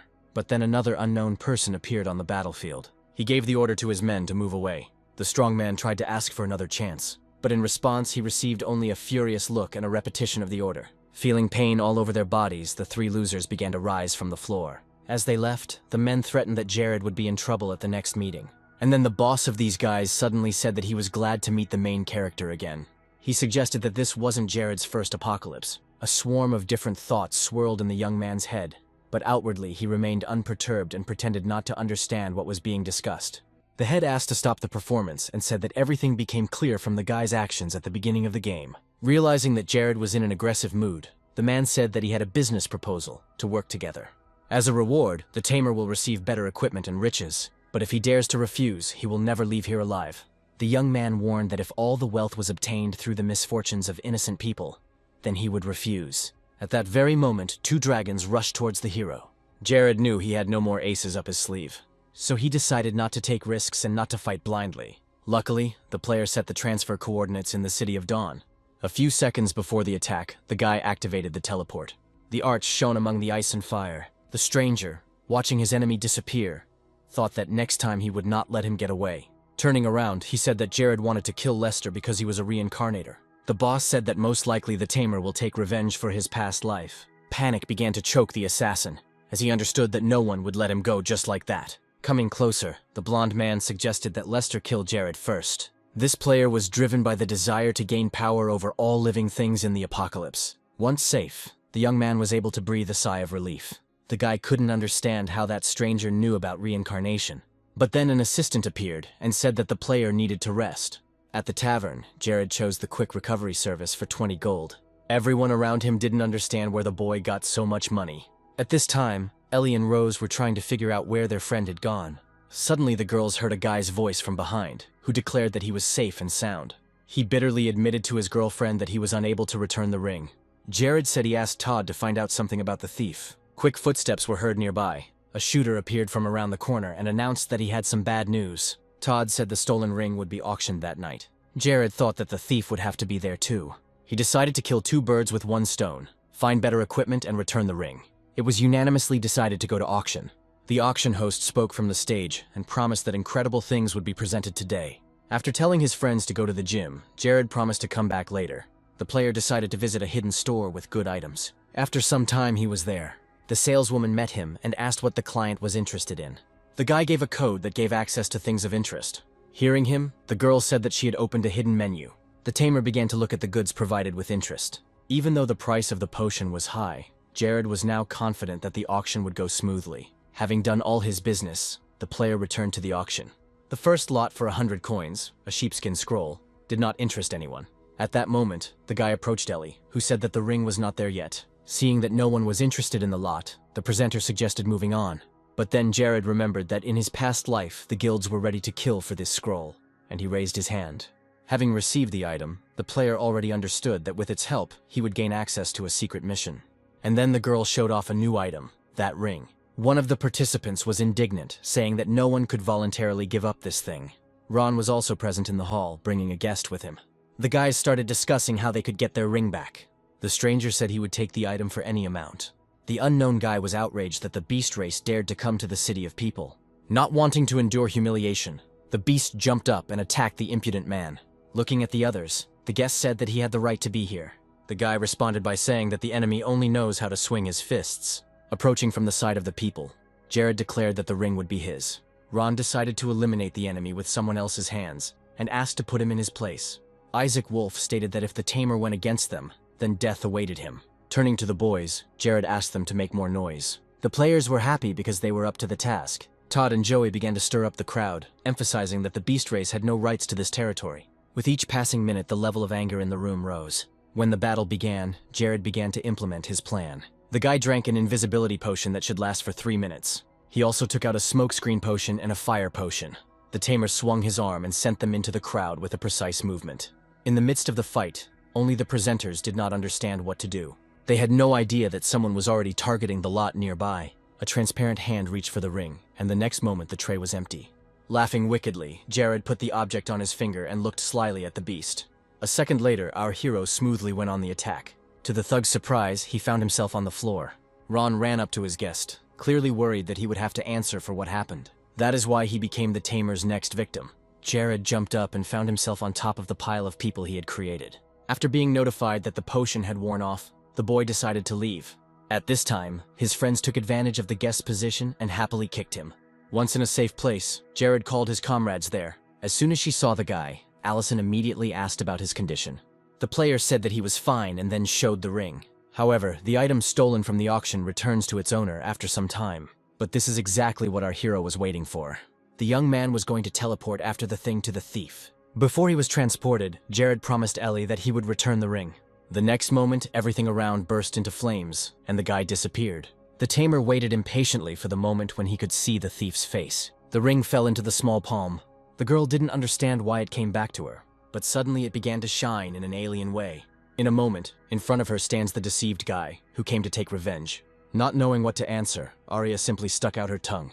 Jared lunged forward, shouting something about pulling the thief's eyes out, and his goal was very close. A real fight broke out between the rivals. There was a fire of excitement burning in both of their eyes, but everything was ruined by a foreign sound. Ron's guest burst onto the court, wanting to avenge his disgrace. Jared forgot that the beast race could smell its prey from miles away. Judging by how tense Arya was, she had also encountered this opponent before. Suddenly, she hung on our hero's arm and began to beg for help. However, the beast was pleased with this and said that he would arrange a common funeral for the couple. The beastman's aura was fearsome. Acting contrary to her words, Arya disappeared into thin air. The enemy did not waste any time and attacked our hero with a beastly roar. In one attack, Jared lost a lot of health and was at risk of losing. The rival demanded that the Tamir give him the girl. Otherwise, these would be the last minutes of his life. As he prepared to attack, Isaac claimed that he had seen the couple hugging there recently. Hearing such a lie, Jared threatened to sue for it. Rage clouded the beast's eyes, and he growled that he was confident in his words. Some time ago, a couple confused the man's gaze, and his imagination painted what he could not see. Isaac said that if it weren't for him, it was unknown how far the two would have gone. Jared sighed heavily and concluded that the enemy could not be convinced. Without wasting any time, the guy changed the attribute. A powerful push from the ground, and he is already close to his opponent. Attack, and Isaac loses 300 HP. However, the opponent acted as if nothing had happened, and he had simply been tickled. Hearing the man's words, Jared immediately jumped back. But the beast resolutely began to reduce the distance, announcing along the way that he was going to show the difference between them. Isaac screamed loudly, and fiery whirlwinds rose up around him. The enemy reported that the lower Jared's HP, the higher his own damage. Out of desperation, the tamer decided to drink a health potion. He barely had time to do this when he received a powerful blow to the face. But to the enemy's surprise, the guy's health bar was intact again. Seeing Isaac's surprised face, Jared, with excessive pride, suggested continuing the fight. But hidden from view, Arya knew that no potion would help against the man. The Beastman confirmed this, saying that advanced potions would not help the young man. After which, the enemy called upon the skill, Bloodthirsty Fury. This is a legendary talent that increases damage by 100% and causes attacks to restore health over 1 minute. The young man was frightened by the amount of HP that Isaac restored. Jared tried to dodge the attacks and did not have even the slightest opportunity to go on the offensive. He mentally thanked his past self for buying the health potion. The man promised that today the boy would find out what happens to those who stand in the way of the bloody gates. The player came to the conclusion that trying to wear down the enemy was not the best plan. Turning to Isaac, the boy asked if he really considered himself invincible. The tamer, who went on the attack, only caused the man to laugh. However, everything was not so simple. Activating the skill, Jared confidently rushed towards the enemy. Thinking that the boy was about to lose, Isaac raised his weapon to strike. The man assumed that the trainer enjoyed beatings, but the axe in his own shoulder only made the guy smile. The beast man assumed that the enemy had drunk the wrong potion and gone mad. In response to this, our hero stated that since Isaac likes to suck the blood of his rivals, now he can do it as much as he wants. Seeing him begin to become covered in a fine web of veins, the enemy asked what was going on. No longer expecting an attack, Jared explained that it was a poisonous potion that took away health. He held out a health potion with a sly smile and offered it to his opponent. The man understood that he had been deceived, but he could no longer do anything about it. The beast only hoped that the opponent's HP points were lower, which meant that he would die earlier, but Jared broke him here too. The player activated the immortal body, which gave him an advantage. As if mockingly, the protagonist said that he had a more effective potion than all those that Isaac had. Realizing that he could make a profit, Jared offered to buy the liquid. Not wanting to lose the chance of resurrection, the player agreed to the offer. Bowing down, The boy declared that since they were not friends, the price for the enemy would be 50,000 gold. Realizing that there was no time to bargain, the beast agreed, but warned that he had a couple of thousand less. Easily agreeing to this reduction in price, Jared took the money and handed over the potion. Isaac began to bring the bottle to his mouth with impatience. However, his plan was not destined to come true. Arya's gaze burned with a thirst for revenge on the offender. Realizing that his last chance for salvation was lost, Isaac threatened to kill the girl. But the player's body was already paralyzed by poison, and he could not move. The assassin confidently went on the attack, knowing that nothing would stop her now. Isaac understood that his death was already rushing towards him. Before taking revenge, Arya revealed that she had been waiting for this opportunity for a long time. With the sound of tearing flesh, the dagger entered the beast's chest. Jared understood that since Isaac had a chance to be revived, he would now take revenge. Turning to the girl, the tamer asked why she had returned. Arya closed her eyes and screamed that she was scared because these beastmen had come to the City of Dawn to kill her. Ron watched the couple from afar and quietly envied that there was another beauty next to Jared. But the fact that his patron Isaac died spoiled his mood even more. Sensing that things were getting hot, the man decided to slip away. However, a cry was heard behind him that no one was letting him go. A male voice reminded him that Ron's debt had not disappeared. Activating golden speed and taking advantage of the element of surprise, Jared attacked. Keeping the enemy under control, the young man asked why the beastmen had come to the city. Ron said he only knew about their search for the girl and returning the map. The tamer wondered what kind of card could make the beasts come to the human city. Suddenly, Arya said that she received this card after the murder in Extreme Ice City. The girl said that it looked like a divine talent card. According to the conditions, a player can have only one talent. This might be why Arya can't activate this card. But then the guy remembered the words about murder and thought about it. Divine tier cards can be transferred between players, and the way to obtain them is by killing the owner. Ron asked to be released, arguing that he had told everything he knew. But now, because of the knowledge he had gained, Jared couldn't let him go. Blood splattered in all directions. The game informed that Ron had no chance of resurrection. Suddenly, Arya asked if her tamer was afraid, to which the guy said that as long as the Bloody Gates considered them accomplices, it was not in her interest to get rid of him. Jared offered a deal. Arya gives him the ring and the map, and he forgets everything that happened between them. Pretending to agree, the girl handed him the items. Leaning towards him, the assassin asked if the player wanted to return the ring because it was important, or because of that sorceress. Without waiting for an answer, Arya told the guy to take the thing. However, the map still remained in her deft hands. Turning away, Jared asked his partner not to tell anyone about the map. In response, the girl asked him to get out of the city as quickly as possible for his own safety. The guy smiled and said that this stupid big guy wouldn't be able to defeat him. At this time, the Hunters Guild also managed to win the battle. But one enemy survived and screaming tried to kill Allison. One warning cry and a weapon flies towards the beast. Our hero couldn't allow his girlfriend to get hurt. In an instant, the last enemy is defeated. Seeing the leader, the girls immediately ran up to him and began to check his condition. Wanting to please Ellie, Jared immediately told her about the ring. Once the initial curiosity was satisfied, the tamer said they needed to raise their level. He knew that once the secret of the divine talent cards was revealed, he and Allison would be in danger. After some time, all the guys were able to reach level 50 and gained access to profession promotion. Now their guild's goal was to surpass the maximum level. The guy thought that he needed to quickly improve his skills, since his current strength was not enough to protect himself. One swing and the next player flies away. To begin the second test, you need to get 20,000 points. But no one has been able to do this yet. The examiner invited the next person who wanted to come to her. The woman looked at the crowd questioningly. Jared stepped forward and couldn't stand by. The opponent focused the player's attention on the little one above. The game informed that to pass the test, the tamer must score at least 20,000 points in 10 minutes. The flying thing turned out to be a scoring robot. After listening to the instructions, the young man used golden speed. After tracking the player's trajectory, the examiner hit where she thought he would appear. Jared said he wasn't that predictable and decided to go on the attack. He directed chain lightning towards the woman.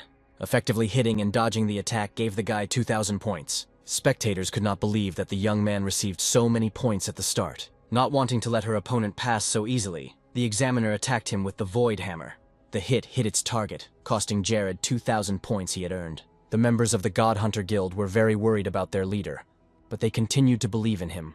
Allison knew from experience that her friend could always do what others couldn't. At this time, the young man stood up and tried to come up with a new plan.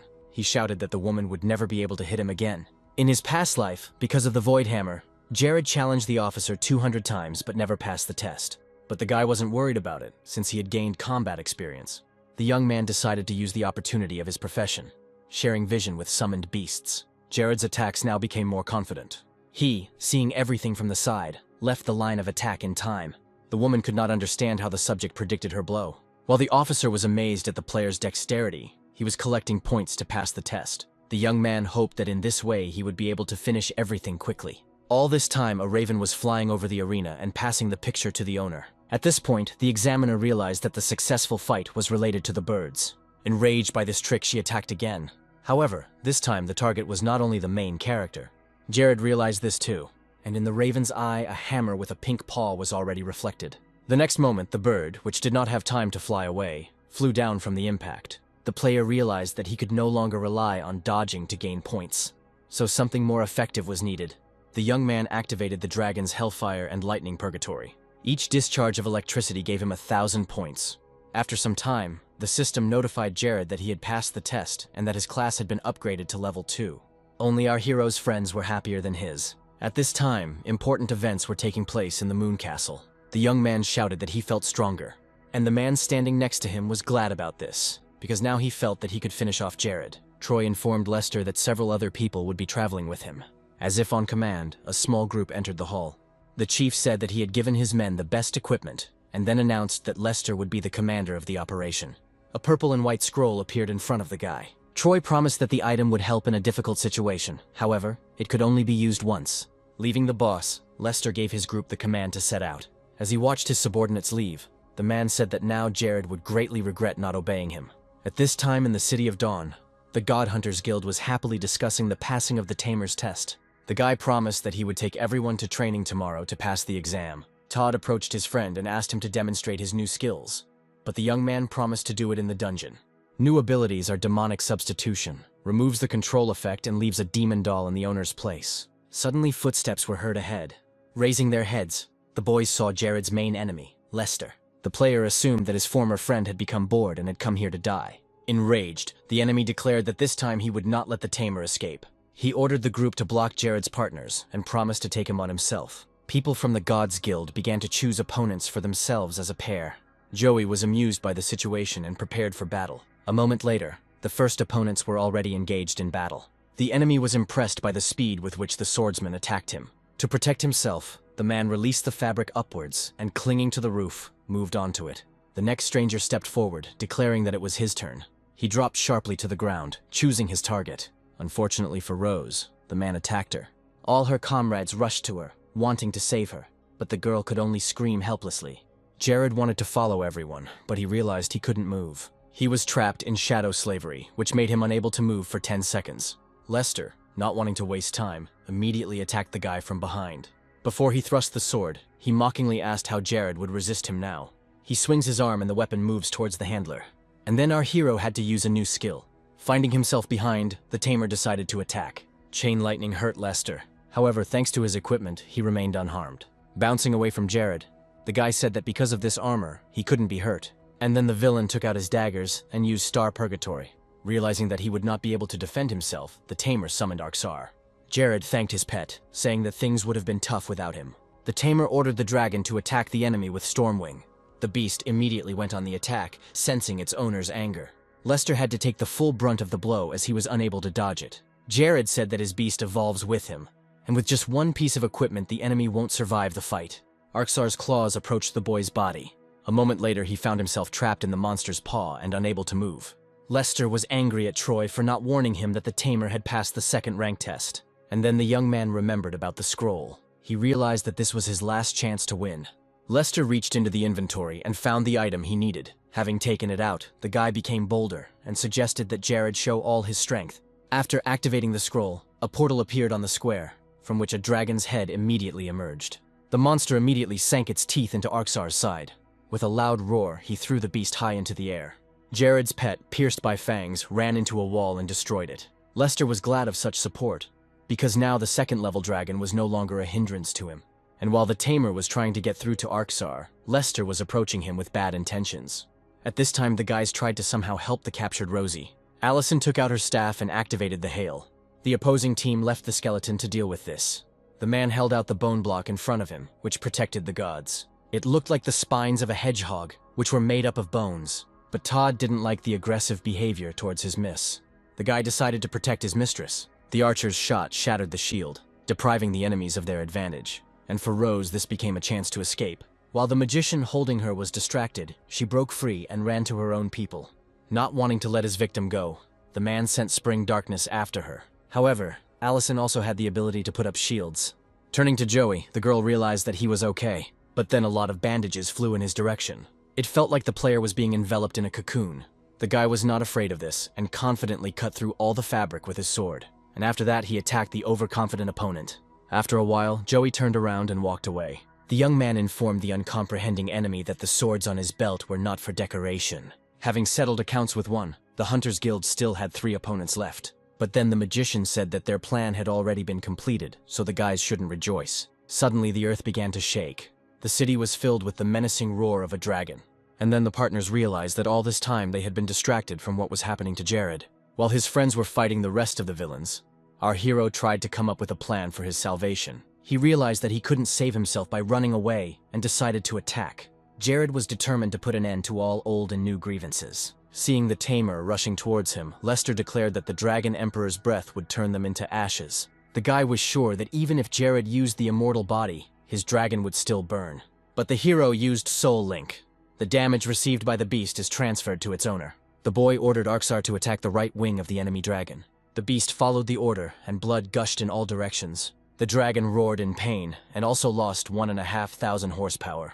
But what was strange was that Lester also suffered a similar injury. Noticing this, Jaster suspected that something was wrong with the Dragon Emperor.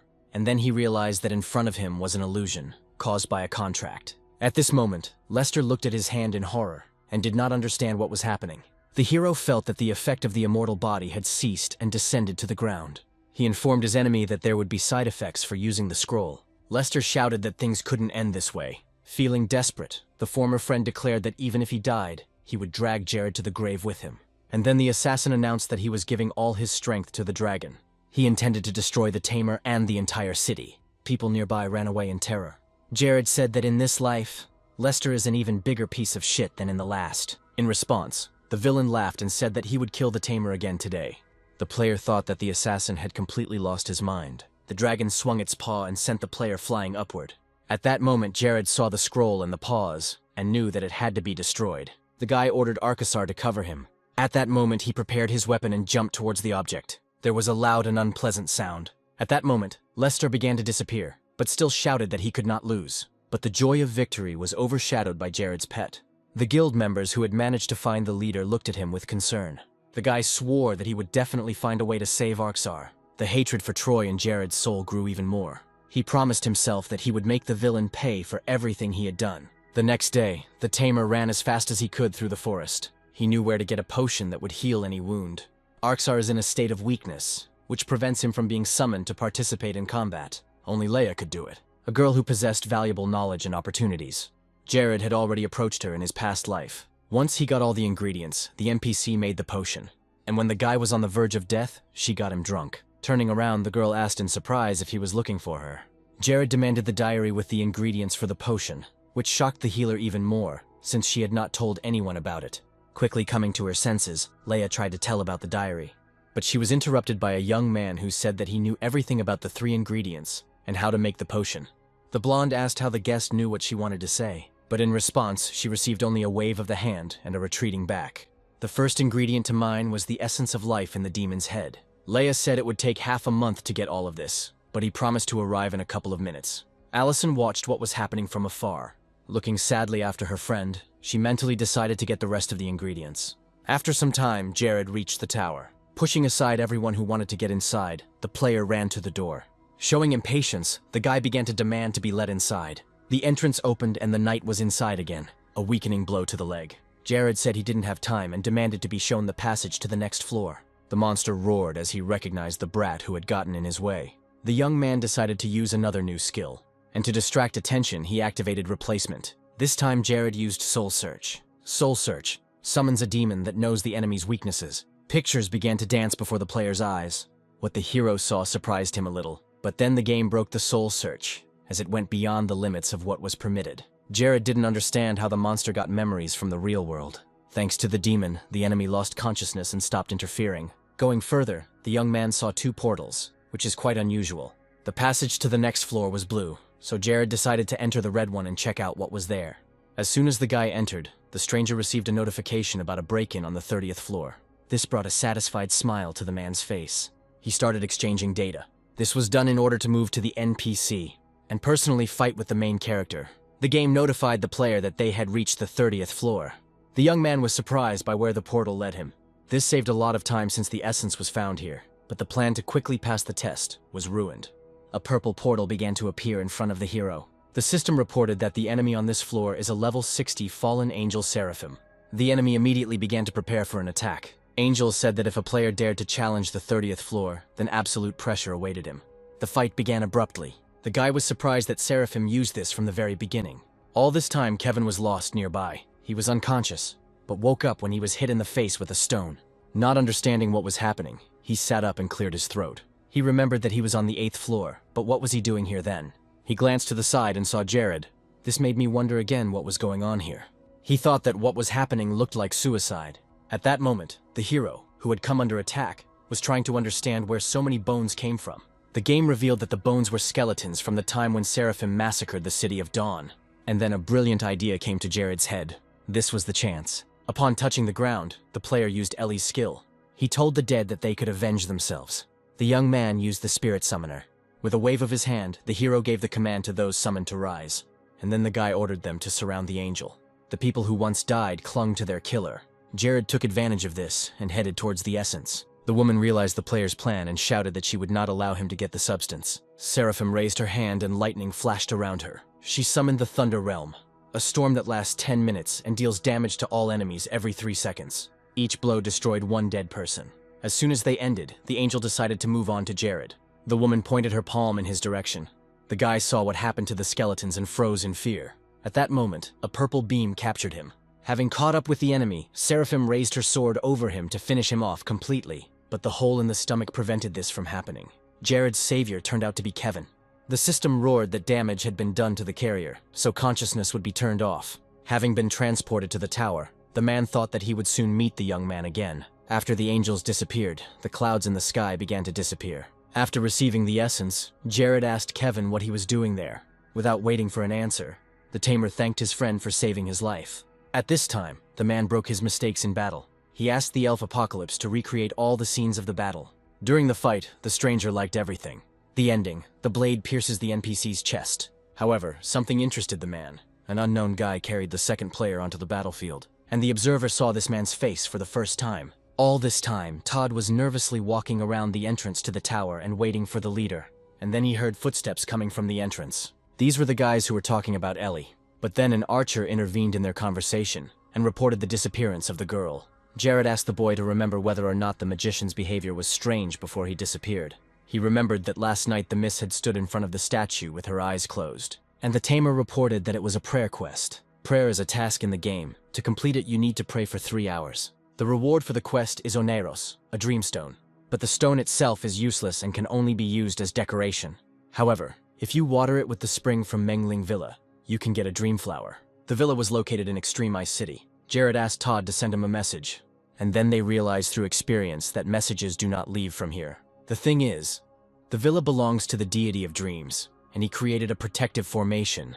Players cannot exchange messages while within this field. Jared asked his friends to stick together, otherwise it would be difficult to find each other later.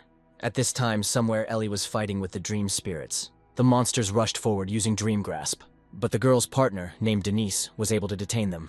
Then Allison stepped in, summoning Ice Storm. Thanks to this skill, enemies received significant damage. They were easy to deal with. In an instant, the desired flower blossomed over one of the monsters. The second girl from the team rushed towards him and tried to take him. Denise shouted at her and tried to stop her. However, it was already too late. The guy explained that after the death of the spirit, there is a chance that a blood flower will appear. And then a charming female voice was heard over the clearing. She suggested that the travelers go home. 3 pairs of eyes stared at her in confusion. But then the demon reported that, according to her information, people did not have a home.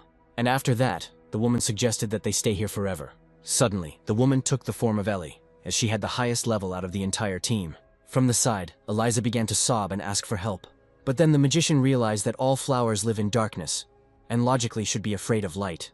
A well-aimed throw towards the fiery flowers. A second later, the beautiful clearing turned into burnt weeds. Eliza understood her partner's actions and immediately shouted at the monster. As a priestess, the girl was able to summon solar radiance, which caused a beam of light to appear and heal her teammates. Allison's new acquaintance was about to breathe a sigh of relief, but was cut off mid-sentence. A cloud of arrows flew towards their small team. The magician managed to save Eliza, and the arrow pierced the monster through and through. And then a crowd of people appeared on the battlefield who were clearly hostile. The girls realized that the strangers had come for the reward that would be given to them after defeating the Bloody Flower. Allison asked the rebellious Eliza to remain silent and just watch the battle. But then new characters appeared, the Bloody Gates Guild. They also did not want to give the monster to anyone, and fell upon those who had arrived earlier like an avalanche. Approaching his partners, Dennis whispered that the Beast People liked to intimidate ordinary players. Allison knew that if Isaac recognized her, their group would become a target. They began to move away smoothly, but it was at this moment that the enemy turned his attention to them. His gaze was drawn to the one who was carefully trying to hide. A strong gust of wind blew Ellie's hood off. Isaac growled and demanded to know where everyone else who had been at the auction was. Without waiting for an answer, the man ordered his men to surround the company. Deniz tried to convince his opponents that the girl was with him. However, it was all in vain, and he received a blow to the stomach. The attack was so powerful that the guy fell to the ground. Eliza immediately ran up to him and then, raising her head, asked them to let go. But judging by the weapon in his hand, Isaac had no intention of doing so. A moment later, a man flies towards them, screaming that soon the entire group will go to hell. Wanting to help her partners, the mage activated the spirit summoner. Immediately, spirits appeared on the beast's path, leaving behind the flight of the axe. The former opponents, who were still nearby, decided to save themselves and not put their lives at risk. It was the right choice, as Isaac quickly dealt with the summoned spirits. His next target was Jared's girlfriend. Not wanting to give up so easily, Allison summoned Fireball. However, the man deftly dodged and attacked her in return. The girl was unable to foresee this and took the force of the blow upon herself. At this time, the Hunters Guild came across the fleeing people. When the boys were told that the Bloody Gate was trying to kill a beautiful girl, Jared understood everything. Without a second's delay, the young people ran to help their friend. The magician fought desperately for her life. A strong opponent shook her and demanded that Allison call out Jared, but she was not going to do it. Isaac's subordinates laughed at the fact that such a beautiful girl would give her life for a guy. However, their good mood was interrupted, and Isaac's weapon was knocked out of the line of attack. The man glanced to the side, his eyes filled with fear. The reason was simple: the frightening sight of a fist in front of the nose. Jared was stronger than his girlfriend, so his attack did not go unnoticed. While Isaac was trying to recover from the blow, the tamer picked up Ellie in his arms. Looking deeply into the guy's eyes, the girl apologized for her behavior. But the conversation between the couple was interrupted by the beast, who laughed vilely. The next moment, he gave the order to his men to capture Jared. The player looked around in fear, trying to calculate his actions. But some movement began in the enemy's rear ranks. It was Kevin and Todd who couldn't let Ellie get hurt. Having made their way to their friends, the boys asked the tamer to take care of her while they fought. The magician, holding something in her hands with the last of her strength, handed it to the guy. It turns out that Allison gave Jared the death ring. This was exactly what was needed right now. Inspired, the young man rushed to support his friends. To deal with the enemies, the player decided to use absorption. Since the Ring of Death absorbed the power of the killed enemies, there was an increase in attributes of plus 100 points. Seeing that the situation was not in their favor, the Bloody Gate decided to use a bow. But this is what Jared needed to activate the skill. Hell Dragon's Roar. Chance to summon a Hell Dragon that deals damage equal to 400% of the player's strength. In an instant, the entire battlefield was filled with the roar of the beast. The fire consumed more and more enemies with each passing second. Isaac couldn't believe how much stronger Jared had gotten in just a few days. Believing that he was being deceived again, the man went on the attack. However, he miscalculated again. Hopelessness was what could be read in the eyes of the guild leader. Isaac said that if the tamer attacks him, the people from the Bloody Gate. But Jared said he wasn't afraid of it at all. By cutting off the man's head, the tamer wished to become his good man in the next life. Approaching his comrades, who had also dealt with the enemies, the guy asked them not to kill the Bloody Flower. As soon as she got the stone in her hands, the monster immediately transformed. Calling the travelers pious warriors, the woman asked them to follow her. The partners began to have doubts, but Jared said that the monster would lead them to the source of the dream. Approaching a huge drop of water, the guide asked the sleeping soul to wake up. The liquid began to bubble and form strange shapes. And then, having become transparent, she showed the person inside herself. It was a girl who, with her eyes wide open, waved her hand and greeted the Chosen One. It was one of the 10 gods of the game. The goddess descended smoothly and touched the surface of the lake with her feet. She said that she had been waiting for a warrior for a long time. Looking at Ellie, the woman said that she would give her a gift as the first player that he found for her. And then that very flower of dreams fell into the hands of the sorceress. The girl immediately threw herself into Justin's arms, screaming that Arksar was now saved. The guys standing near the couple pretended to be talking about something important. When the emotions subsided, the tamer began to prepare the potion. After some time, everything was ready. Jared began to summon his beast. When the dragon appeared, the hero said that he had prepared a potion for him. Little by little, the tamer poured the liquid onto Arksar and waited impatiently for his reaction. And then the snake was engulfed in a glow that signified complete recovery. As soon as it was all over, Ellie rushed to her pet and began to tell him how much she missed him. The goddess was watching this whole picture. And then, holding out her hand, she placed one duty on the guild. Allison received a notification about the start of a covert team mission at Mungli Villa. A card with an image of a goddess appeared before her eyes. Not understanding what was happening, the boys became alarmed. However, the girl was calm and looked at the woman with anticipation. The game revealed that 1,000 years ago, ghosts invaded the continent of Apocalypse, and Mungling Villa remained the only place protected by the formation. The 10 gods united to fight back and sealed the king of the Ghost Clan. The demon's last words were that the gods were only delaying the inevitable.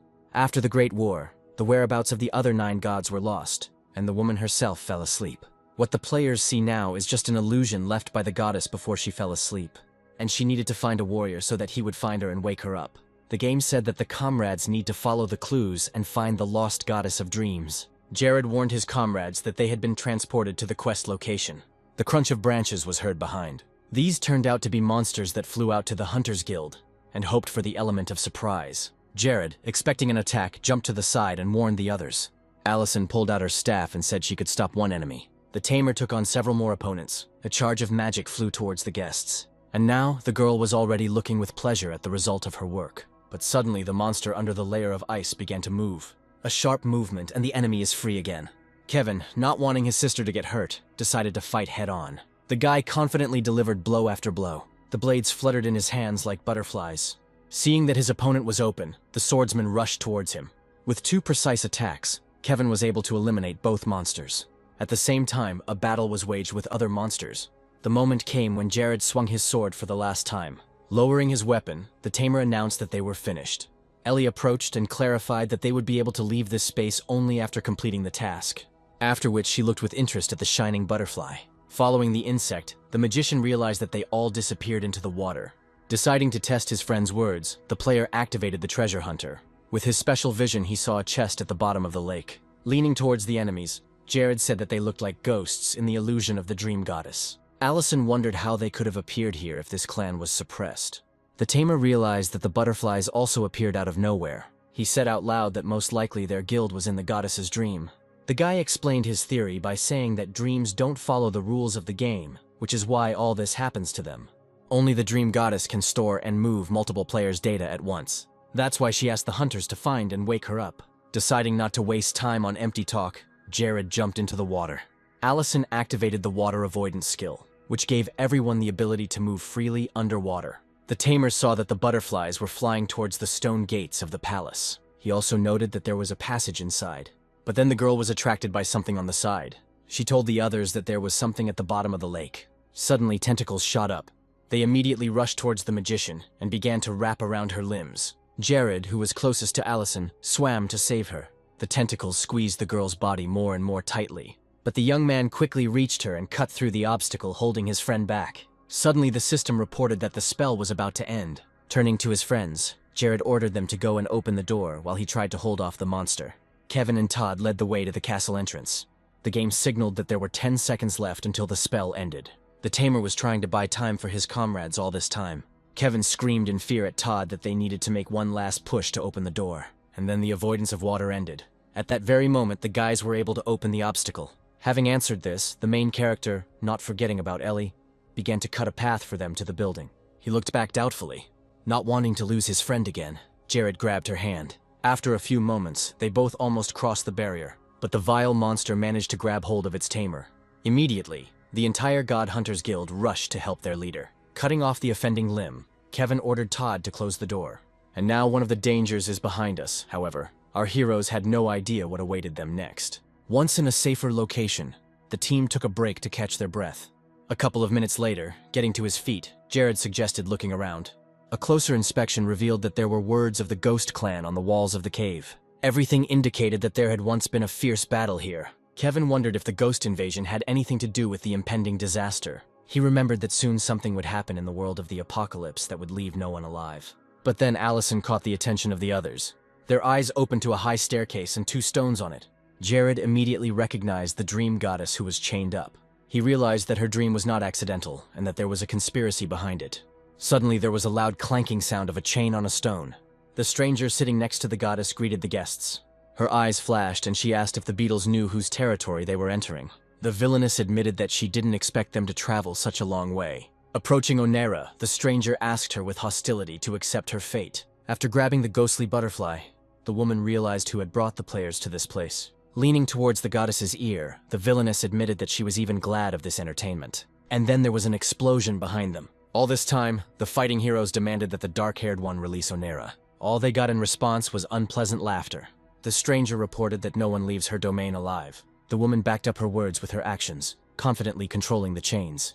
However, her target was not the boys, but the rock hanging above.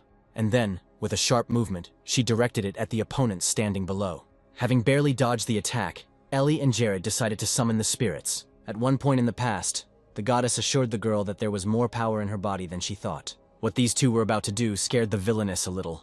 Meanwhile, Allison had already used her skill and directed the dead towards the target. They tried to leave the block flying from the ceiling without fear, but it was all in vain.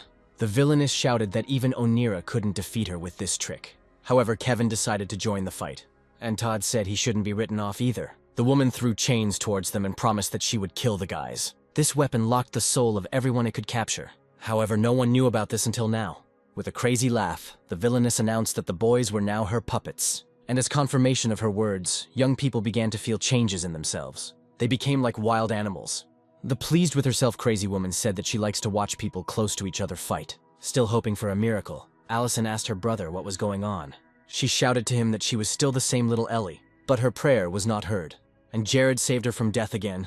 He met Kevin's attack with confidence. The villainess advised the guy not to bother, saying that his friend was now just a puppet. However, Jared did not want to give up. The force of the blow sent him flying backwards, and only his sword helped him stop. Having freed himself from the obstacle, the enchanted Kevin rushed towards his sister. Our hero tried to leave the guy by reminding him that he was trying to kill his sister. Allison looked at the approaching swordsman with fear. On the other side was Todd, who aimed straight at the girl's heart. With the last of his strength, Jared warned his friend about the danger behind him, but it was already too late. However, one of the risen dead still defended his mistress.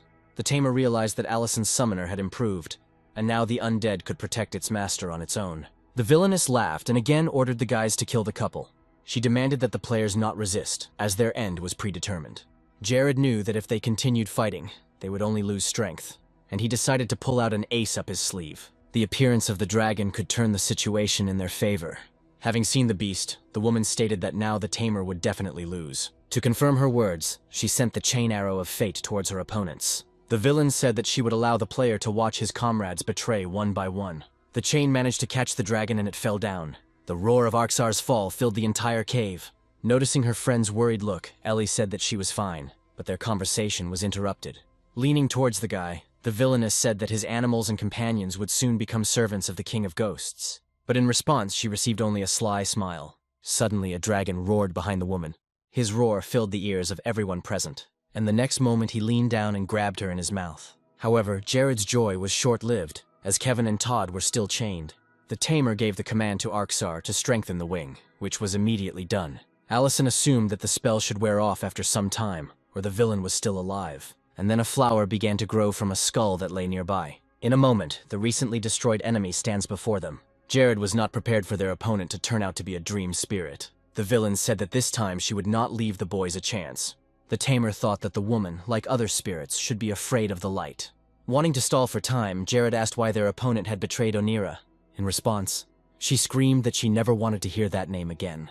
The woman said she believed that only she could lead their clan to prosperity. Having calculated their only chance of survival, Jared called the elf and asked what time it was. The girl replied that it was now 6:45 in the morning.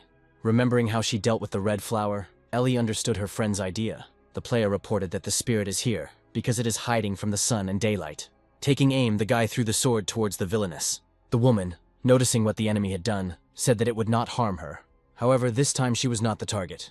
To the sound of a loud female scream, the weapon crashed into the cave wall, and the first rays of the sun burst inside. They pierced the body of the villain and caused severe pain. Jared said that now all her dreams were ruined. Immediately, the enchanted guys began to come to their senses. The first thing Kevin said was that he had a headache. Suddenly, the spirit raised her eyes and asked those around her who they were. Everyone was surprised by such a transformation, because the woman in front of them did not look like the one who had recently attacked. Jared theorized that the spirit had previously been under the control of a clan of ghosts, but the sunlight had broken that connection. The shackles that held Anira began to slowly disappear. The next moment, the girl opened her eyes and looked at the guys. She confidently flew up to the admiring glances of the spectators. Activating magic, the goddess summoned her subordinates. As if from thin air, the spirits of Dream began to appear in the hall. They bowed their heads before their awakened goddess. Taking a look at the former villainess, Onera sympathized with her for the trials she had gone through. The girl explained that when the Ghost King was sealed, his spirits bewitched her people, and she was forced to sleep. In her dream, the goddess saw many clashes, but she can no longer watch Apocalypse face disaster again. To wake up, the woman could only create an illusion that called worthy candidates to the villa. The system congratulated the God Hunters Guild on completing the mission and receiving the artifact of Onera's blessings. The winners were also entitled to a reward, which they immediately began to divide. Unexpectedly for Allison, the goddess called her to her side. When the girl approached, Dream handed her a staff. It was Onera's blessing, which increased the player's and his comrades' stats by 20%. The woman explained that Ellie's talent card was originally converted from her strength. After overhearing the conversation, Jared came to the conclusion that the talent cards carry the powers of different gods of the apocalypse. Before letting the boys go, the goddess asked them to quickly awaken the other gods who would be able to resist the catastrophe. After completing the quest, the company was transported to Mungling's villa. Everyone was surprised by the changes that took place here. However, in the apocalypse, everything could not be peaceful. Allison turned around to see a bloody Eliza. The girl, wanting to warn her comrades, asked them to run, but it was already too late. The Bloodgate Guild has come to avenge Isaac's death. Wanting to resolve things peacefully, Ellie reported that the man had attacked first. Seeing that the situation was not changing, the girl used Onera's blessing. Not believing that the little brat had gotten the artifact they had been looking for several years, the man said it was a fake. However, when the two guilds met in battle, the opponents had the opportunity to see for themselves that this was not the case. Feeling the rage rising in his chest, the enemy admitted that Allison had a real artifact. But he also realized that the lives of his subordinates could not be saved now. After some time, two soldiers ran up to the elder and said that almost all of their people had been killed and asked him to take a break. Despite their request, the man instead grabbed them by the throat. He growled that the Bloody Gate had raised two cowards, and now they would have to be the victims. After absorbing the subordinates, the enemy called for more warriors. And then, in the darkness, strangers began to appear, their eyes sparkling. Not knowing what to expect from them, our heroes huddled together and prepared for battle. The elder said that he was forced to take revenge for the murder of his people. Otherwise, he would lose his reputation. The summoned warriors said that either they or the players would die today. A wave of the hand and a bloody wound is cut across the palm. And after that, the blood ended up on the altar. Todd said it looked like a formation skill being launched by multiple people at once. Something incomprehensible lit up above the players' heads, and energy from the stones rose towards this light. Kevin and Jared decided to take a look around, asking the others to stay put. Reaching the edge of the area, the tamer assumed that this was the border of the formation. He decided to test the easiest way out, to break the barrier. The young man struck several blows, but they were all in vain. The elder's voice rang out from above the platform, saying that no one could leave the blood sacrifice formation. After these words, Jared hopelessly lowered his sword down. Returning to his friends, the protagonist reported that it would not be possible to destroy the formation by brute force. At this time, outside the formation, the elder gave the order to his subordinates to strengthen the formation. More blood immediately began to flow across the altar. And inside the formation, dead people began to crawl out. They began to slowly surround the boys. But the team was not afraid, and immediately rushed into battle, easily defeating the enemies. The elder said that the number of ghosts in the formation would only increase. Jared realized that the power of the formation was that it absorbed the spirit and time of the enemy. Suddenly a woman jumped out from behind him. The ghost grabbed the guy by the neck and pressed himself against his body. Leaning close to his ear, his rival invited him to stay with her in the formation, trying to pry the ghost's limbs away from himself. Jared said he wanted nothing to do with her. At this time, the rest of the players were engaged in an intense battle. Kevin shouted that they needed to find a way to destroy the formation. He understood that they would only be able to get out when the sign outside was destroyed. and they should try to break out, at least one person. Meanwhile, new ghosts were approaching. The guy realized that their attacks on the formation were too scattered. And if all forces are concentrated in one point, they will be able to punch a hole in the dome. Not far away, next to Mungling's villa, Arya was walking. She had expected that by arriving here she would receive a reward for the Bloodflower monster, but someone had beaten her to it. But then she was distracted from her deep thoughts by a pillar that had grown nearby. She decided to find out for herself what was happening and transported herself to the scene. Finding herself on the battlefield, the girl was surprised by the number of corpses of the Bloody Gate. And then, looking closely, the thief saw the guild elder and realized that she had seen the formation being activated. The last time the Bloodgate used it was when they attacked Ice City and killed the leader of the Beastman clan. Suddenly, cracks appeared on the dome, and Arya's gaze shifted there. Inside, she noticed an old acquaintance and decided that they could work together to destroy the rival guild. To destroy the formation, it was enough to kill one of the old men who supported it. Having decided on her actions, the girl began to act. Having chosen a target, Arya jumped towards the man. A moment later, there's a deep cut on the warrior's chest. The wound proved fatal, and before the elder's eyes, his man died. Pleased with herself, Arya thought that she had helped Jared, and now everything depended only on him. At this time, the ghosts inside the formation began to lose strength. Feeling that the stone grip was no longer on him, the boy began to act. Having intercepted the woman, he sent her away from himself. And she, having hit the ground, began to disappear. Jared saw that the formation was broken, and told his friends that it was time to fight back. But then the formation began to crack, signaling that it was about to collapse. The boys began to quickly look for ways to escape from captivity.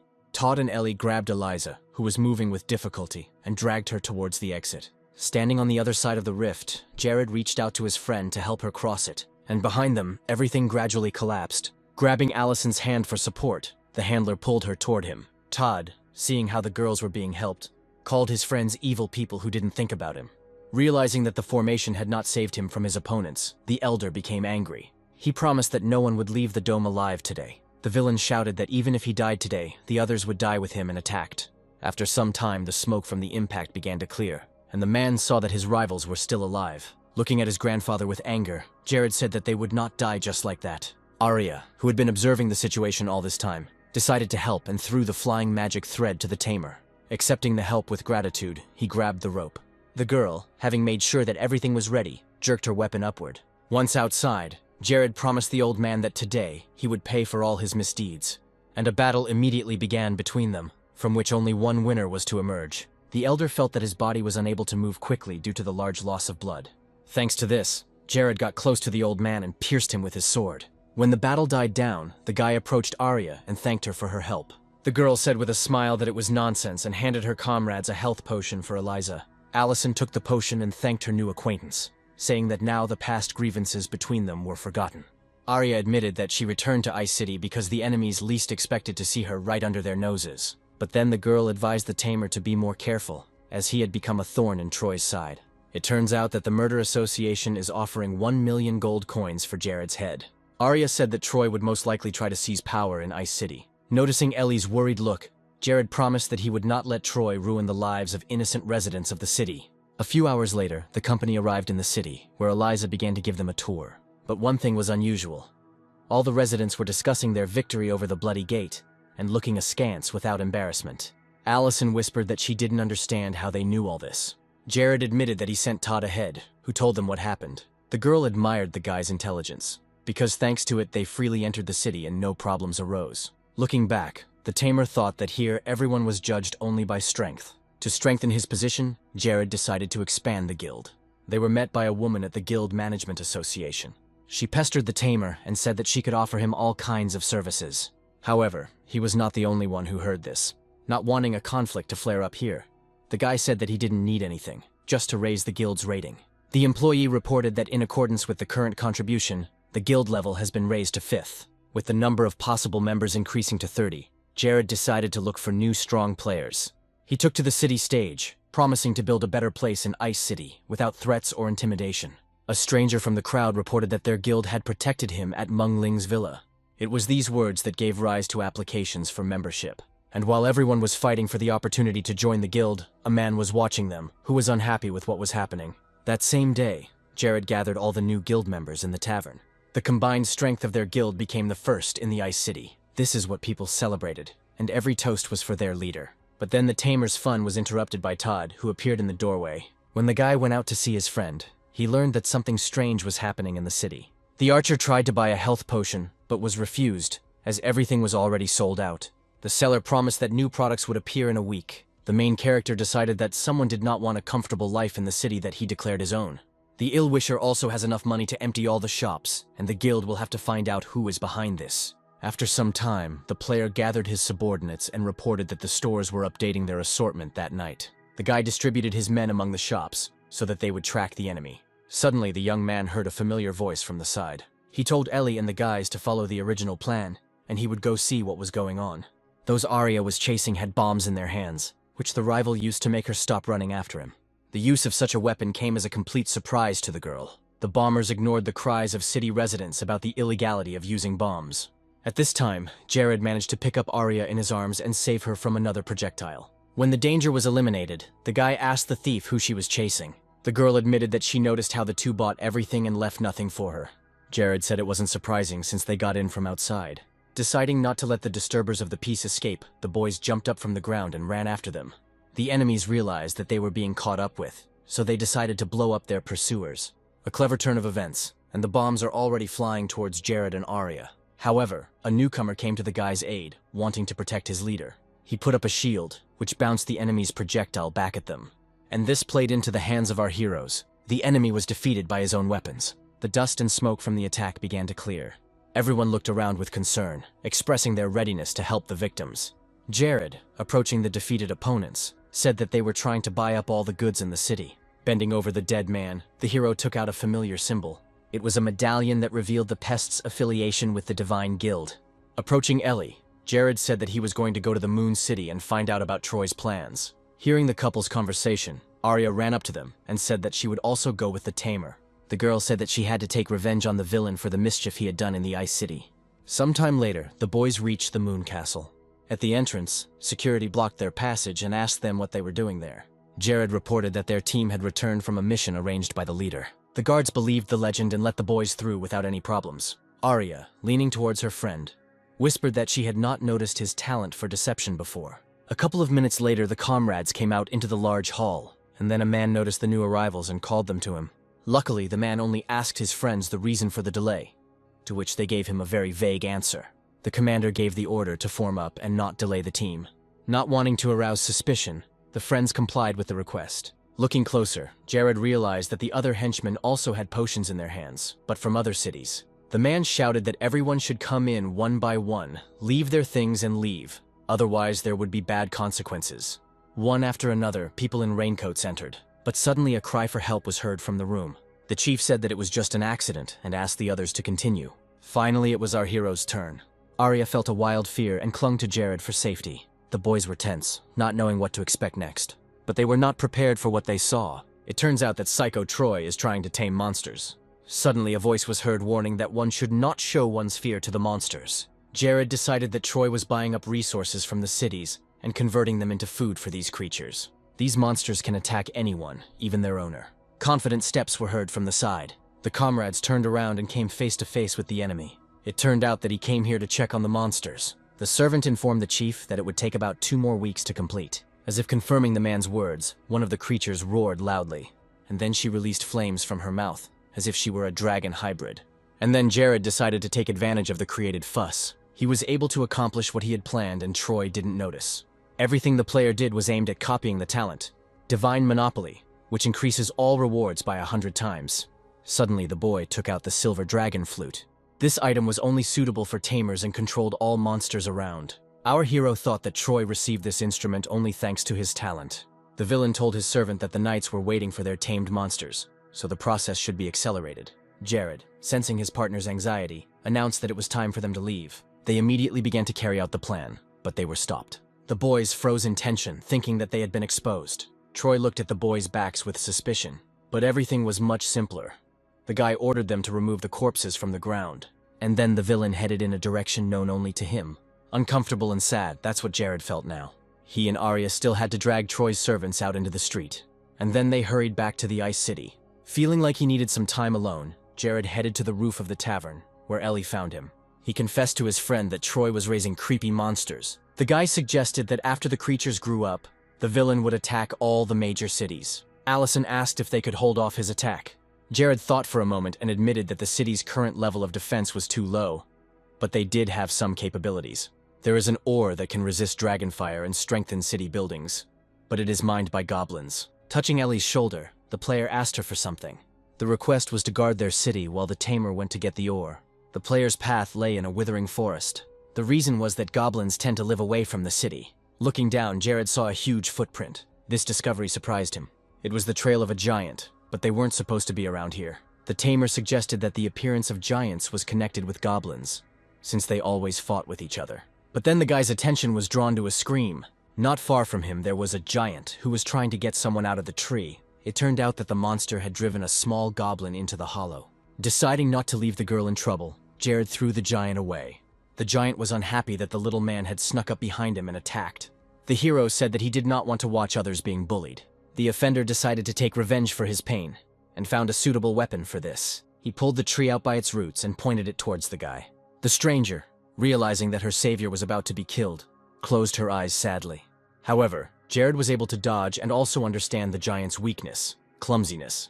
Unexpectedly for the enemy, his opponent disappeared from sight, to also suddenly appear behind and carry out an attack. One blow and the giant is defeated. Thanks to Troy's talent, the player's level was raised to 60 much faster. And then Jared remembered for whom he entered the battle. He carefully approached the stranger and looked at her with interest. The hero extended his hand to her and informed her that it was now safe here. The little girl, with doubt, nevertheless trusted her savior. She placed her hand in Jared's and squeezed it tightly. Suddenly, tears began to flow from her eyes, and she began to fervently thank the guy for his help. However, Jared became interested in the ore on the goblin's body and asked to sell it. The girl refused to give up the crystal, but promised to try to negotiate with her relatives about selling the reserves. The tamer promised that in that case he would take the baby to the camp. On the way, the goblin said that she went out to look for clues about the main god, because while he was with them, there was no need to be afraid of giants. Jared wondered if the disappearance of this god might be related to the invasion of ghosts. Suddenly, the girl announced that they had arrived. However, in front of them there was only an empty clearing. Smiling, the little girl raised the crystal in her hands. She began to wave it vigorously in the air. Then butterflies surrounded her, as if they were trying to convince themselves of the person in front of them. And after that, a huge rune appeared. Trusting the little goblin, the young man jumped towards her. In a moment, the clearing is empty again, as if no one had ever been there. At this time, Jared found himself in a cave where ordinary ore was clearly being mined. Suddenly, the girl's stomach began to rumble, showing that she had not eaten anything for a long time. The guy decided to help her and took a chicken leg out of his inventory. It seemed as if at that moment the little girl was the happiest in the world. And now their path became more fun. But when the mission was completed, Jared was in shock, and the food that the goblin liked so much fell into the mud. The reason was simple. The entire goblin camp was destroyed. Not believing her eyes, the girl began to cry, not understanding how this could have happened. Looking at the dead man, Jared assumed that giants had broken in. He assumed that the enemies had burst through the hole and attacked. And then the next mission was activated: rescue the goblins, which was supposed to give that very ore. The partners decided that they should find the giants and take revenge for what they had done. After some time, they came to the enemy camp. Trying not to make noise, the comrades entered inside. The giant sitting in the tent guarded the remains of the goblin people and discussed how they would get rich from the stolen ore. Not wanting to listen to this, the goblin tried to run towards her opponents and destroy them. However, Jared stopped her and asked her to leave the matter to him. The tent fabric was easily torn by the sword. The hero entered and asked if the creatures were ashamed to sell living beings. The giant roared and told his comrade that they must catch the man. When the creatures were dealt with, Jared approached the captives and announced that he had come to save them. It was at this moment that a girl's head poked into the tent. The goblins immediately rushed to her and began to ask their princess to leave. But it turned out that the battle was not over. Seeing a shadow appear outside the tent, the player covered his partner, but it was already too late, as the giant, dissatisfied with his subordinates, entered inside. It was the enemy captain who ordered his soldiers to drag out their sleeping comrades. Looking at the captives, he ordered them to behave quietly. Otherwise, hard times would await them in the future. At this time, the giants were arguing, as they could not wake up their fellow soldiers. At this time, the tamer hid, drinking an invisibility potion. He understood that there were a lot of guards outside now, and it would not be so easy to save the goblins. Having hidden the princess among her people, the boy promised to find a way to get everyone out. At that moment, the little girl took something out of her clothes It turned out that this was a communicator that would help them maintain contact over a distance. Jared, who had been watching the giants for a couple of hours, waited for the leader to release the guards, wanting to know where their kingdom was. Having decided to act, the tamer jumped down. To attract the attention of enemies, the guy created noise. And he succeeded.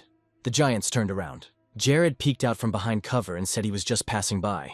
But the deception failed, as the victims recognized him as the one who knocked them out. The chief noted that the player followed them the whole way and asked what he wanted.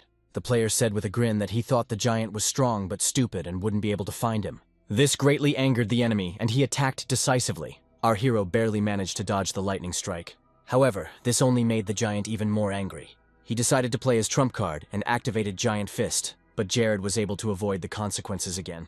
The boy asked the princess to find a way to put a tracking device on the enemy. The girl, who was watching the battle with great intensity, promised to do so. The giant was at this time glad that Jared had fallen into his trap, but this was not so. But then the chief saw a goblin trying to escape from the cages. Grabbing the girl, he asked if she really had any plans for this man. Bringing it closer to his face, the enemy declared that all goblins must disappear.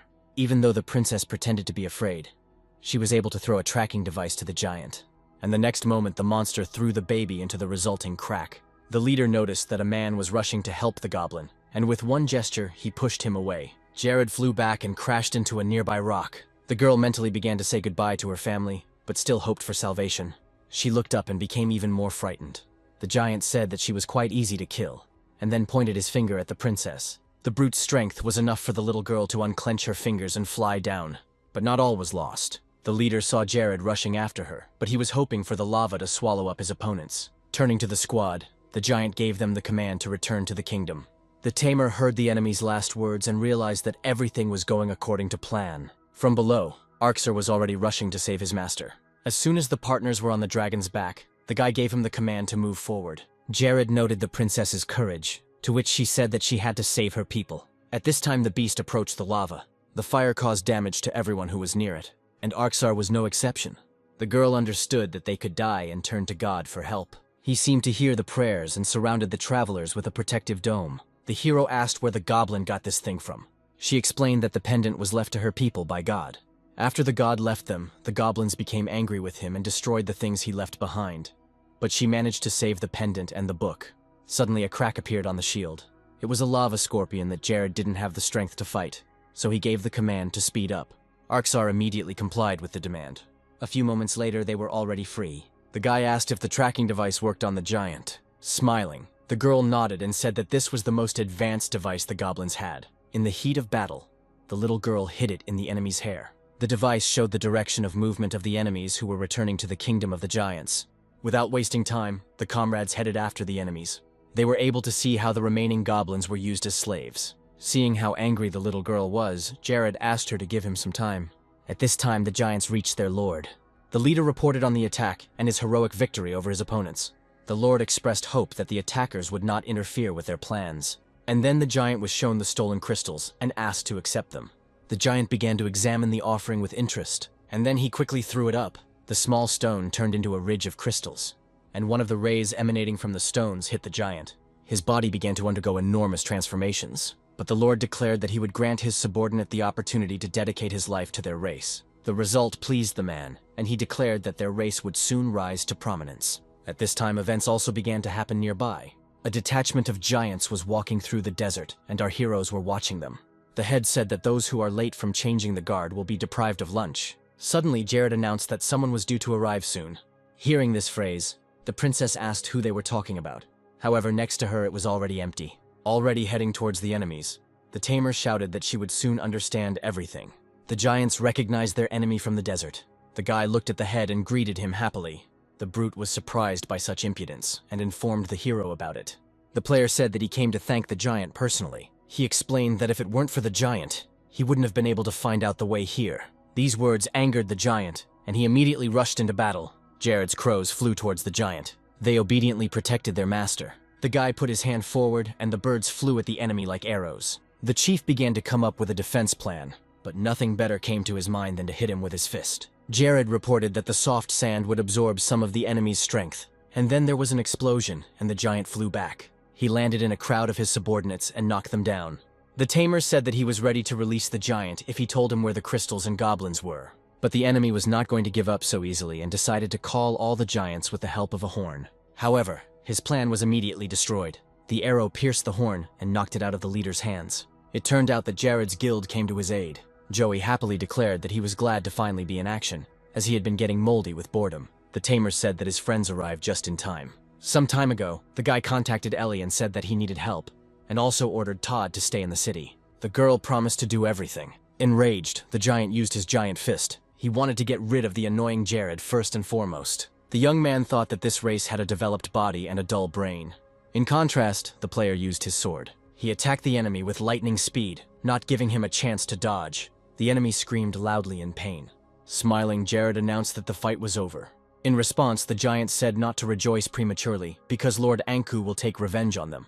The tamer said he would look forward to it. And then he put his hand on the enemy's head and took his memory. Suddenly something shook underground. It turned out that the guild had summoned the Minotaur as an enemy. Seeing the monster, the princess began to tremble. And not in vain, because he saw the pendant on the baby's neck and chose it as a target. Crying that he was hungry, the Minotaur rushed towards the girl. Jared jumped out to intercept him and thrust his sword forward.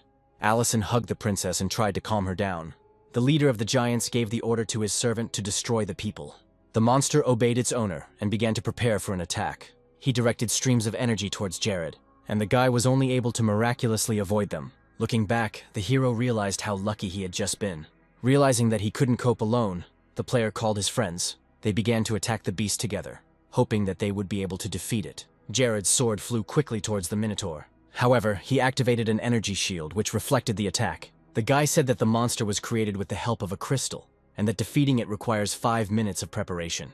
The hero decided to use the Dragon God stance. The charging time is 5 minutes, during which the player cannot act. The friends understood the tasks and began the fight. The monster's high level of defense hindered them. The Minotaur was able to scatter his opponents in different directions with one movement. Rose was the first to feel that her body could not move. The others realized this after her, but it was too late. The guys were sucked into the sand, and the enemy was already heading towards Jared. There are still 3.5 minutes left until the end of the 5 minutes. When the monster approached the guy, the princess jumped out to protect him. The Minotaur analyzed and came to the conclusion that the guy sitting behind was more dangerous than the little one. The thug threw the girl away like an annoying fly. Having hit herself, the princess burst into tears from her helplessness. Her sadness was so strong that changes began to occur in her body. She wished with all her might to be stronger. When the smoke cleared, the monster's ID showed that there was danger ahead. The girl demanded that the beast not approach her protector. The enemy realized that the goblin princess was in front of him and grinned. The beauty ordered the Minotaur to accept her challenge. She activated her skills and threw it towards the giant. With one confident movement, the girl deprived the enemy of his hand. However, the princess did not know that the monster could recover. Having regained his limb, the bull rushed at her, and he turned out to be stronger. Jared needed another 30 seconds, and then the leader of the giants gave the order to devour the goblin. Feeling his superiority, the Minotaur rushed to fulfill the demand. But the time for the tamer's preparation has come to an end. With a slight movement of his hand, the player stopped the attack. With an iron voice, the boy ordered the monster not to touch the princess. Meanwhile, the bull couldn't understand why his system couldn't calculate the enemy's threat level. A punch and the Minotaur is no longer a threat. The game reported that the beast received critical damage and recovery is impossible. Enraged, the leader sent all the giants to the battlefield, and the God Hunters Guild has a temporary respite. The guys who found it in the sand were able to breathe a sigh of relief, but then the princess came to her senses and began to look around. Jared realized that the baby didn't remember anything and stroked her head soothingly. Ellie came up and said that she sent the shield to the place where the goblins were kept. The team had already decided to get out, but something caught the hero's attention. It was the elemental crystal from the Minotaur. After finding this item, the game opened a new mission. The Secret of God, the essence of which is to find the missing god. After some time, bad luck befell the friends again. The giants found them and began to fire at them. The comrades managed to notice the shells in time and began looking for a place to take cover. But then Jared was informed that someone was approaching them. Hearing this, the guy turned around in surprise, and not far from him he saw a ship sailing on the sand. These were the goblins who saved the princess and her friends. As soon as the crew boarded, the goblins immediately made sure that they were all in perfect order. One of the team members said that the shield is still fighting the giants and sent them to help Jared. However, the guy was interested in the question, where did they get such a ship? The princess jumped forward and announced that this was the goblins' latest invention. Meanwhile, the goblins noticed that the giants' artillery was aimed at their ship and was about to attack. They decided to turn on the protective barriers. and the thugs realized that the enemy ship was moving towards their palace. The leader of the giants observed the situation. He ordered his subordinates not to interfere with the goblins moving forward, but he demanded that the quicksand ahead be activated, and the first trap was unexpected for the crew on the ship. The captain barely had time to turn the steering wheel, and the ship passed right along the edge of the resulting hole. Looking overboard, the princess realized with horror that just a little more and they could fall down. Jared decided to use the call of crows for safe movement. According to his idea, the birds should indicate where the quicksand is located. The goblin followed the tamer's commands without question, quickly changing direction. As a result of coordinated work, no one was hurt and everyone escaped from the trap. But then Jared called for a stop. A palace with 2 guards appeared before them, and the hero announced that he would go inside alone. But when the guy was about to go, Allison stopped him. With tears in her eyes, she asked her friend to be more careful. Having calmed the girl down, the guy headed to the entrance where he was met by guards. But then his friends approached the tamer, promising to deal with these giants themselves. Wanting to fulfill his promise as quickly as possible, Kevin activated Berserker mode. And then the skill hail of invincible blades, which the guy received with an increase in level, came into play. Taking advantage of the opportunity, Jared ran inside. Once in the palace, the hero saw what he was looking for.